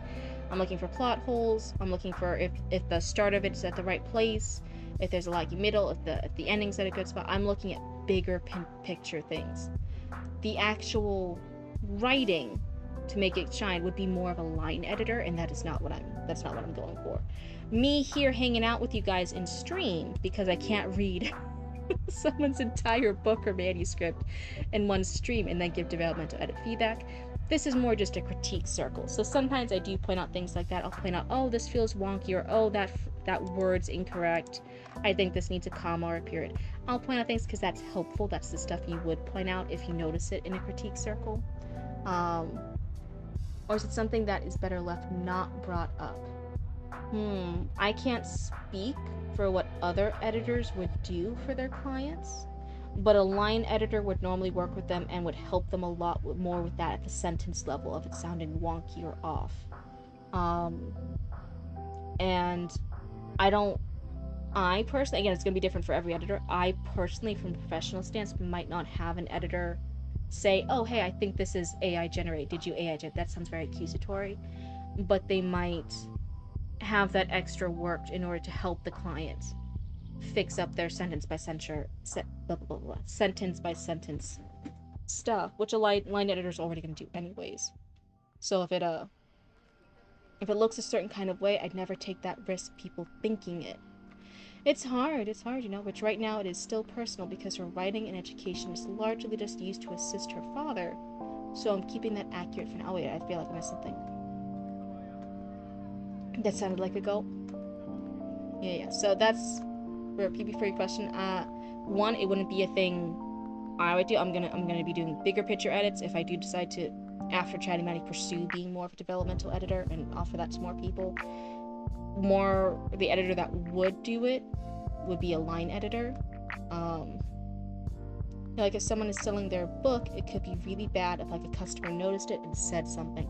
It's just so hard. A lot of those things that people say are red flags for the writing, like using a word like quietly over and over again, using is it M dashes that people were saying were a red flag for a while. The reason why those generative programs did it is because a lot of people wrote those. It's based off people. A lot of people liked using them, so it's one of those hard things. Some people just naturally do write like that. You'd be surprised how many people use AI to line edit. Okay, that's disappointing. Fiverr is full of it, and some streamers I've talked to say they use those two to line edit. That's disappointing. I'll always believe because who does it hurt? You're right, it's tricky because you never want to accuse a human for their hard work. Use M dashes so much, right? I love M dashes. Those are my babies. But one of those things for a while, people were saying that was an indicator for it too. So it's hard with that, you know. It's tricky. So let's go back to mystery. Realistically, your options would be personal pursuits or limited to poetry or writing stories. Which right now it is still personal because her writing education is largely just used to assist her father. So I'm keeping that accurate for now. Okay, that's good to know. Thank you for having that research and giving us that answer back. That's really cool. So yeah, in that case, that would be one of my first questions. Okay, so that is realistic for her. Why are you calling me up? Semicolons are so rigid, M dashes are so much lighter. Sometimes I do love a sexy little semicolon, I'm not gonna lie. Some of those semicolons, when you put them in the right place, when they're just right, you're like, that's a well-placed semicolon. But yeah, I do definitely favorite M dashes. I love my M dashes. I love them too much. Okay, much breather and pauses. It creates breathers and pauses. Okay. I like M dashes, but I did hear that people think it means your writing is generated, so I've been trying to cut them out. See, that's one of the things. It's hard, but some people just write that way. I feel so understood by everybody in this chat. People that don't understand writers and authors' love for M dashes. Okay, but does anyone else again, I say this as a lover of M dashes. Like if it's a well-placed semicolon, right? If it's found its perfect little place, it's standing up all straight over there. It's looking like a little sexy semicolon. Does nobody else see what I'm talking about when there's a sexy semicolon? Come on, I can't be the only one to see it. I've done a ton of research for this book, which is why I'm only like 10 chapters in at the moment. Absolutely get it. You're in the right company. Lord knows there's probably plenty of people here who went down the rabbit hole of research. You can have my M dashes over my cold, perhaps dead corpse. My corpse is maybe dead. It might also be slightly alive. It's just differently alive. That's all. Corpse is just differently alive, people. Come on. But yeah, so she is a teacher of the woman at the Emperor's harem.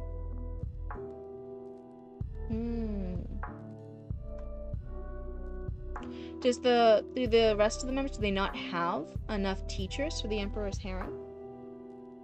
My babies though. Was it like really hard to find teachers for them?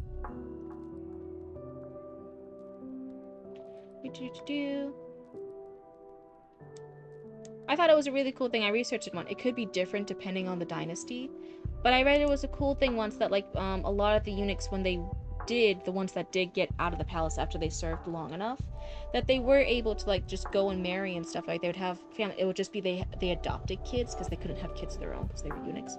But they would just adopt kids, and those kids would just be like, oh yeah, that's like my kid. Even though I adopted them, that's basically my kid. It's the same thing. I thought that was a new ship just dropped. Cryptid time semicolon. Roots, why do you only appear now when everything's fine and you just get to hear my bullshit about semicolons? Why do you only appear when I don't need you? Roots, get out of here, you're banned. Oh, draw those semicolons like your French girls. Oh no. I'll be writing something, then just be like, wait, is this real? How did this work? What do you mean that's what they did? Okay, hold on, let's adjust. The difference between mostly dead and all dead, mostly dead is slightly alive. Now all dead, there's only one thing left to do. Yes is yes. Everyone say hi, Roots. So Knitbone in chat is Roots. So I'm Cryptid, they're Roots. That's the one person you 100% have to be nice to in chat because they have mod powers. So they can ban you without me even noticing it. Not Toots. Their name isn't Toots. That's it, Vera. That's it. Roots is gonna get you. Roots is gonna get you. Roots is gonna get you for the disrespect. Oh, juicy story, really nice. I'm not sure yet. Hold on. Oh my goodness. But yeah, is it gonna... The only thing I'll whisper, because I did notice before I even read this summary, just by reading the first chapter, I was like, huh, I am getting a few vibes similar to Apothecary Diaries. And I know you said they're all going to be similarities. It is inspired by it. That's fine. Hi, Poots. Poots? Boots? Rudy Tooty? Oh, no. This is also horrible. I think this is the first time your raccoons have ever turned against you, Commander Roots. That's crazy. That's crazy. This is the first time ever. It's taken months before the raccoons have ever been mean to Roots. It's taken months. You guys have been mean to me since day one. So, with that in mind, since it is similar to Apothecary Diaries, it is inspired by it. Is it Pooty Tooty, don't be Rudy? That's the real Bobicus. 100%. That's the cryptid stamp of approval. That's the real Bobicus. Is it gonna follow a similar twist here, where the Emperor's chief eunuch, that has a love interest with the main character, is actually not a eunuch, because of plot reasons, because they're related to the Emperor, because they're the son or the sibling or whatever, because of plot reasons, they're not a eunuch. Is it gonna follow that part too, or is that part, no, he actually is a eunuch? I'm just asking. And it's okay either way. It's not like a wrong answer. I'm just curious. I'm here to be your little blue buddy in the corner here. I'm just asking. Give a hoot, don't pollute. This is what happens, Reeks, when you when you show up and you start making fun of me and my semicolon. All the raccoons go after you. Yes, so yes it is gonna be different, or yes it is gonna follow the same thing, where it's gonna they end up gonna be not being a eunuch. Roots, this story is actually similar. It's inspired by Apothecary Diaries. We really liked watching Apothecary Diaries. I think you would really like this one. And she's higher status than just a regular citizen as well. If you don't give a hoot, who will? Now we're getting into owls instead of raccoons.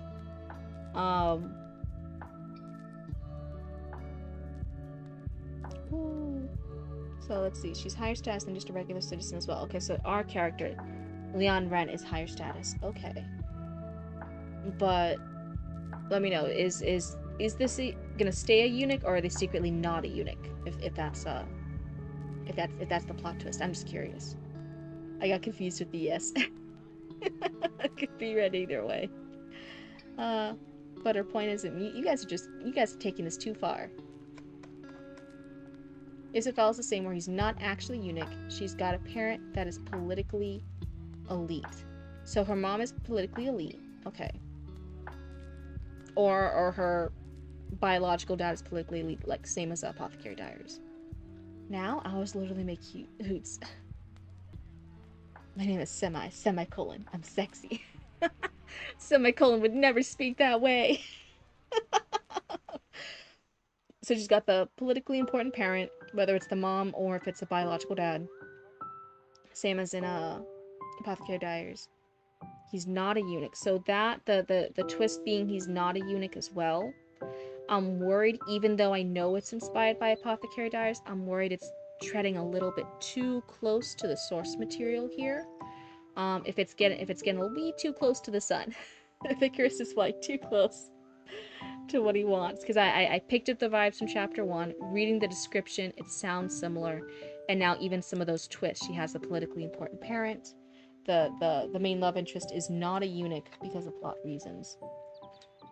So I'm worried, like, even though it's really cool and I want to support you here, I'm worried. Maybe there could be some little twists in the plot here that are slightly different, just to make it stand up on its own, a bit more distant from the source material, a bit more further away from Apothecary Diaries. Because it's one of these where things can be inspired by, and that's fine.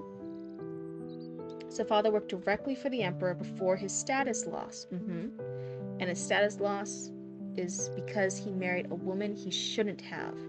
Okay. So you can even say,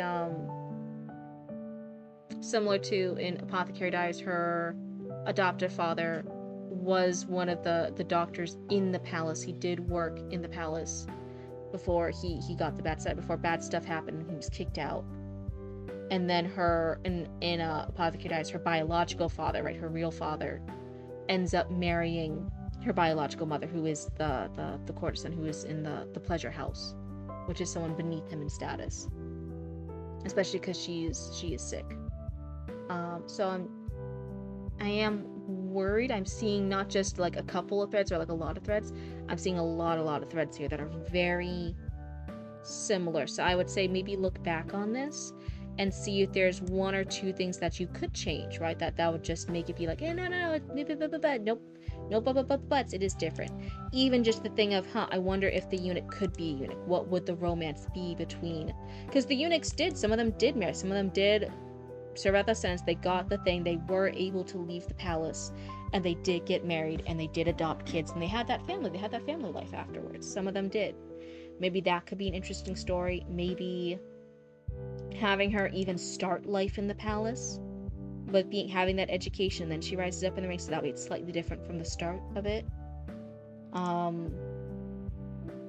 So just one or two little things just to make sure that yours is standing a little bit further away from that sun, from that source material, so it doesn't burn you later. Making those changes earlier rather than having you finish your whole story and then having to go and rework a bunch of stuff. The sooner you do those fixes, the less work it is for you. That's why I'm suggesting it now. Because the sooner you get it done, the more heartache it's gonna save you. I say this as someone who has finished drafts and then realized, being like, oh shit, there's some major changes I've had to do, and then you had to go back and do all those fixes throughout the whole entire work, and it's, oh my god, it's a pain in the butt. I read along too, and you picked up on everything I did. Am I off track thinking maybe the first sentence could be punchier? First sentence for the chapter. The house was small and old. Are you talking about that first sentence or for this one for the summary? I just want to make sure I'm understanding which part you're reading at. That's all. Just clarifying. The chapter. Okay. The house was small and old. Tucked at the edge of the pleasure district, it was neither fully within the world of courtesans with their painted lips, nor entirely apart from it. I don't think it's bad. I definitely like a shorter, punchier sentence to this. In that sense, I do like how it's a shorter, punchier sentence. I'm biased towards that. I like them for a starter one. I don't think it's bad. I like it. Could you do better and like rework it 20 bajillion times to keep doing it? I have a question. What tips would you have for a discovery writer? In general, maybe tips and tricks, like where you keep writing and then you discover the plot as you write. Are you talking about that? I think that's what you mean by discovery writer. I'm just making sure I understand.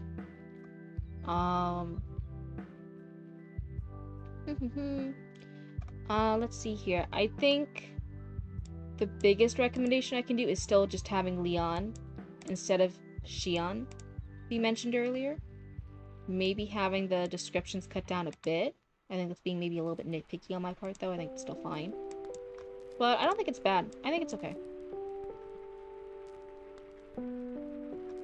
You love the second sentence a lot, huh? I combine them so it's a strong first impression. I don't know. That becomes the second one was already kind of getting close to a run-on sentence. Adding it all, I think then it is a run-on sentence. And normally having a shorter, punchier one is a stronger intro. So let's read it as one. The house was small and old, tucked at the edge of the pleasure district. It was neither fully within the world of the courtesans with their painted lips, nor entirely apart from it. Yeah, I think it's too run on. My gut, it could definitely be personal preference. But if you're asking what my personal preference was, just a little blue person on your screen, I definitely like having the shorter one first. Out of the two, I actually like the house was small and old more compared to this run-on one. I like this one more. And that could just be a preference thing. That could just be a bias. I would just add the house was tucked at the edge. Not a full combo. Okay. The house was small and old, tucked at the edge of the pleasure district. Nah, then I think it's a normal size sentence, and I do like a short, punchy one. Short, punchy one is really good. It's more impactful. Exercise spontaneity. I'd say play more D&D or no more writing tips. Wait. Discovery writer. Writes? Like, okay, discovery writer writes on the fly. There you write as we go. We don't plan what we are going to do in this chapter or the whole book. So you're just a pantser. You're a pantser instead of a plotter. Okay. Okay, yeah, and that's fine. I always say that. I always say for a pantser, where you're writing by the seat of your pants rather than a plotter, one of the big things is never write. Hold on, where? I'm trying to click on something. Hold on. There we go. That's better. Never write like you're trying to write the final fucking draft, like the finished published book. Don't write your first draft like the sun and moon and stars were perfectly aligned. The prophecy was being fulfilled. Don't write that. This is a note. You're never trying to write like your final draft. Don't do that. Half the shit you're gonna write is gonna end up deleted anyway, so why did you waste all the pretty words and brain power on stuff that might end up being deleted because it doesn't make sense later. You're a plantster. I have a vague idea of where I'm going, but how I got there is a mystery. Yeah, I give my example here. It's on my weave page. That's why it's fucking here. Always write just your bullshit. It's fine. So I can't think of a cool intro, but I should introduce my main character, bitch has no name yet, after she has killed the dragon. maybe still covered in dragon blood. Could be cool. Do. And then I had add more dragons. Let's see, where else was it? Maybe the dragon has dying words for Dragon Lady, hinting it knows she's the Dragon Lady, Dragon Trader. Do you see how I don't know what's writing it? I don't know the plot, but I'm writing it very briefly and quickly. I'm making just notations. I didn't get how Dragon Lady responds yet. Maybe the finishing move, Sword Through Brain? I don't know. Fuck, I hate that intro. Skip ahead. This can be a flashback later. The first scene will be at Tavern D&D style, right? So then I switch it. I don't know the MC's name, but they are cool, badass dragon warrior. Barbarian lady. I like cool ladies with sword, but she's a secret dragon lady. No one knows she's dragon because of dragon racism. Right? I just make notes. It's very quick. Stop trying to write like it's the fully finished draft where you use all your pretty words and stuff. If you're a discovery writer, save the fucking time. Save all those fucking pretty words for your second, third, fourth, fifth draft. Just get the ideas done. Just get the ideas down. You'll figure out the story regardless if you do it in bullet point random shit like this or if you use the pretty words, but one of them's going to be a lot faster and save you a lot of heartache. When I do Discovery Run, I always stop improvising halfway, outline the ending, and then work carefully to make the randomness make sense in the conclusion. Someone who writes a hardcore full final draft or attempts to on the first attempt, that's why it takes me a year to write a full manuscript. Don't do it. Do your draft 1, then 2, then 3. Exactly. So you have to write. You're writing it very frequently like it's the final draft, like it's the published book. It takes you forever. It's so much heartache when then you realize there's a plot hole all the way in chapter 2, but you're on chapter 58 and now you have to fix stuff and change everything for the past 58 chapters. It's hard. If you're a pantser, don't write like it's the final thing. Just write quick little notes scene by scene. It's fine. It saves you so much. Architects and gardeners exist on a spectrum. God, what are architects, etc.? What? Bracing one doesn't exclude the other. Even if you write on the fly, you can still have beats, places you want to go. No plan doesn't have to mean no direction. Learn to cut liberally. Kill your darlings is advice for every writer, but especially true for you. A lot of what comes out on the fly won't survive. It's the process. Never get attached. Anything can be cut at any time. Interesting, when I write, it all just flows out of me. The whole ADHD stuff. Well, and when I'm done, I'm usually discouraged by my spelling and grammar, as you know from my chats here. Yeah, I think I mentioned before, like, just having... I don't want you to be discouraged by your spelling and grammar. Some writers, some very professional, famous authors, are not the best at spelling and grammar. But they do go back and they self-edit to the best they can. That doesn't mean it's perfect. They self-edit the best they can. And then that's going to be something that their later on copy editor will fix. So they'll self-edit. Then you do the developmental edit, which will fix all the plot holes and everything like that, and the pacing. Then it will be the line edit, and that will fix some of your spelling errors and grammar and stuff, but not entirely. And then the copy edit's going to catch every single spelling and grammar one. But you still want to like have the work ethic to go back and do at least a slight self-edit. That's not horrible. That's not bad. Plenty of authors do it. When you hit a wall, you probably took a wrong turn. Don't push through. Analyze where you are. Go back. Find where you went wrong and start from there. Writer's block for a discovery writer is usually a sign. Oh, a discovery writer is a gardener. Okay. Architects are the builders and planners, etc. So yeah, some people argue whether or not I'm a pantser or a plotter, because I'll make up stuff like this and I'm writing it this way, and I'd argue, oh yeah, I don't know what I'm writing next, so I'm a pantser, right? This is my rough draft, this is my zero draft with the fucking dragon thing, right? This as the example. Once this is all done, let's say I get a whole chapter done like this or a whole book like this, then I go back and my second draft is then taking all the bullshit that stuck, regardless of the intros, the dragon lady with the dragon or the dragon lady at the tavern, whatever it was. That's then my thing, and then I have all that, and then it's a plot outline, right? Suddenly your bullshit becomes the plot outline. So some people argue if I'm writing a plot outline or if I'm bullshitting, but I don't care either way. It's just how I write. If you write full outlines, go scene by scene, summarize each chapter. It's easier to write a fuller final draft, but you need to be careful when doing so. You can get fat plot holes later in the story that will need extensive rewrites. Once you get your draft, sit on it for a week, then come back to it, work with it, mold it, don't rush. You've got all the time in the world. It does help me to sit back and relax, let things mull over in my subconscious, and come back with fresh eyes, see if I like it. Exactly. A lot of parts of the developmental process is, or the editing process is, okay, you finished a rough draft, put it away for a while. Forget about it. Forget about it for a week, forget about it for a month, forget about it for however, and then you come back for it, then you edit it, you self-edit, put it away again, then you do the developmental edit, or you have someone else do a developmental edit. Whatever type of writer you are, whether you're published or whether you're self, whatever. Then you put it away again, then it's the line edits, then it's the copy edits, and then it's the proofreading, right? It's a long process, and it can't be rushed. It takes time. It takes time to write the book, it takes time to edit the book, it takes time to finalize everything. But definitely, nobody gets it done perfectly the first time. That has never... that's never happened. But yeah, if you want to know how to bullshit your way through a rough draft, don't write all your pretty. Forget about it. Don't write all your pretty words. Write just little snippets. Write your bullshit here. So I literally had, oh, the first scene could be the dragon lady with the dead dragon she's gonna kill. Or maybe it's at the tavern, and then she's gonna meet other people and she's gonna form a group.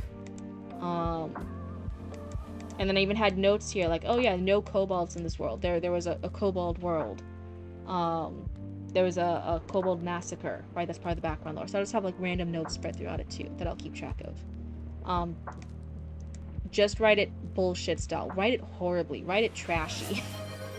You can always fix it later after you get all the bullshit out. Yeah, a rough draft should be freeform. It's a place where you can feel out your ideas. Absolutely. I feel like some people try to write a rough draft like it's that final published book. Like it's that final draft. And that holds you back so much. Just write bullshit. It's fine. No one else is gonna look at it. Just write bullshit. Tabula fucking rise, baby. Anyway, here's your sippy. I think somebody did a sippy, right? Yeah, hold on.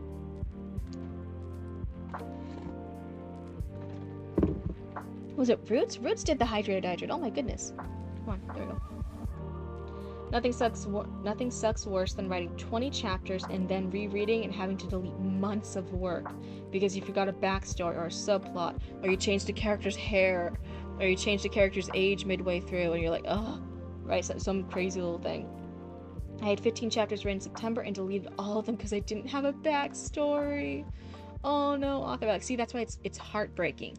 But if you just had a couple pages of bullshit like this is nothing. This is just bullshit, right? I wouldn't feel worried about it at all. In fact, I don't even delete anything, right? Like this opening dragon scene, and then I said I hate it, and so now we're going to start in a tavern. That's just the next bullet point. I actually don't even delete anything in this phrase. See, like, I, like, don't delete. New start is at a dragon shopping mall, right? Like, so I won't delete the other scene at the tavern or the dragon killing. I'll just be like, oh, nope, never mind. Now we're starting at the dragon shopping mall. That's it. I won't delete it. It's just nice and easy. It's all free. This is free bullshit. I'm not worried about deleting it and prettying it up. It's just a rough draft. And that's why I have it here. This is why it's on the Weave screens, to show you guys it's okay to have a bullshit rough draft. It's not ugly, it's not bad. You guys shouldn't feel bad that you don't write perfectly the first draft. Just write bullshit. It's free. No one's gonna judge you. If anyone does judge you, you guys are raccoons. You can bite them. Bite anyone who judges you for writing a shitty rough draft. I encourage shitty rough drafts. That's part of the process. Yeah. About a year into the plotting and world building, I decided you hated all your characters' names. And then you have me over here, just like, I'm gonna introduce my main character. Bitch has no name yet. I'm still working on the Necromancer Dad story, right? And in the entire book so far, when I'm doing all the stuff like this, he is still Necromancer Dad, because I don't know what his name is yet. Oh, gosh, I would quit writing straight up, losing 3 chapters was enough for me to rage quit. I'm so sorry. Yeah, that's crazy. Why is that so true, though? Cryptid says bite people. Only if they're mean and judgy. If there are mean people out there and they're judging you, if they're judging you for your rough draft, not reading like a final draft, you guys have my permission to bite them. people judging your writing and saying it's not good enough, you can bite them. Nice people giving you guys feedback and critique and helping you, those are all good people. Those people you should stick in your corner. But if someone's judging you for like, oh, why is this not perfect yet? Why didn't you write this sci-fi instead of fantasy? Or why isn't this modern day romance? I like that. If someone's being like a mean bully to you guys, just bite them. You guys are raccoons, just bite them. I took like 3 weeks off after that point, but I worked out better for the story. Cryptid read some of it on stream. Wow, I'm so lucky. Then I took a step back and decided to name my female main character after your great-grandmother. Oh, that's sweet. Thank you for taking a look at my stuff. I gotta get to bed for work tomorrow. Thank you so much, Mistria. I hope you resubmit in the future. I'd love to keep reading this. I say this as, you know, me and Roots are actually both Apothecary Diaries fans, and this is inspired by it, so that would be super cool. So be a cannibal to bullies? Just bite their nose. You don't have to eat all of them. So I would love to keep reading this in the future, so I hope you do resubmit into the queue. We'd love to have you. But otherwise, yes. Thank you and have a wonderful night. Let's go ahead into the Discord. Where was that? That was Mystria, so I'll go ahead and delete that one. Okay, phew. It is almost 2 a.m. here. Yummy bully nose, I guess. Apothecary Diaries, more like diaries. Since there's no apothecary in this one. Yeah. But otherwise, it's 2 a.m. my raccoons. It's just about to be. And honestly, my voice is still really sore. So I think I might actually call it for tonight. We even add myself to the queue again for some other time. Nice. We'll be looking. Any time to log off? Yeah. Normally I try to stay up a bit longer, but it's been a rough couple days on and off in the cryptid household, so I'm gonna take some time. I'm gonna go to bed early. Hopefully next stream I'll be feeling a bit better and maybe we can go a bit longer. It's time for the lightning round. I wish reading these things and giving feedback could be done in the lightning round. I wish it was faster than it was. Sadly it's not though. Sadly it does take time. Encore. I'll be sure to be here first thing next stream. Pretty sure I'm next. Nice. I always just start from the top. Each time. I just start from the top down until somebody's here. If you have a good sleep and get all the rest. Thank you so much, Hayden. But otherwise, you guys all have a wonderful night. Thank you so much for hanging out with me. Thank you guys all for being such wonderful raccoons while I read each other's stories. I hope you guys all have a great night. Goodbye!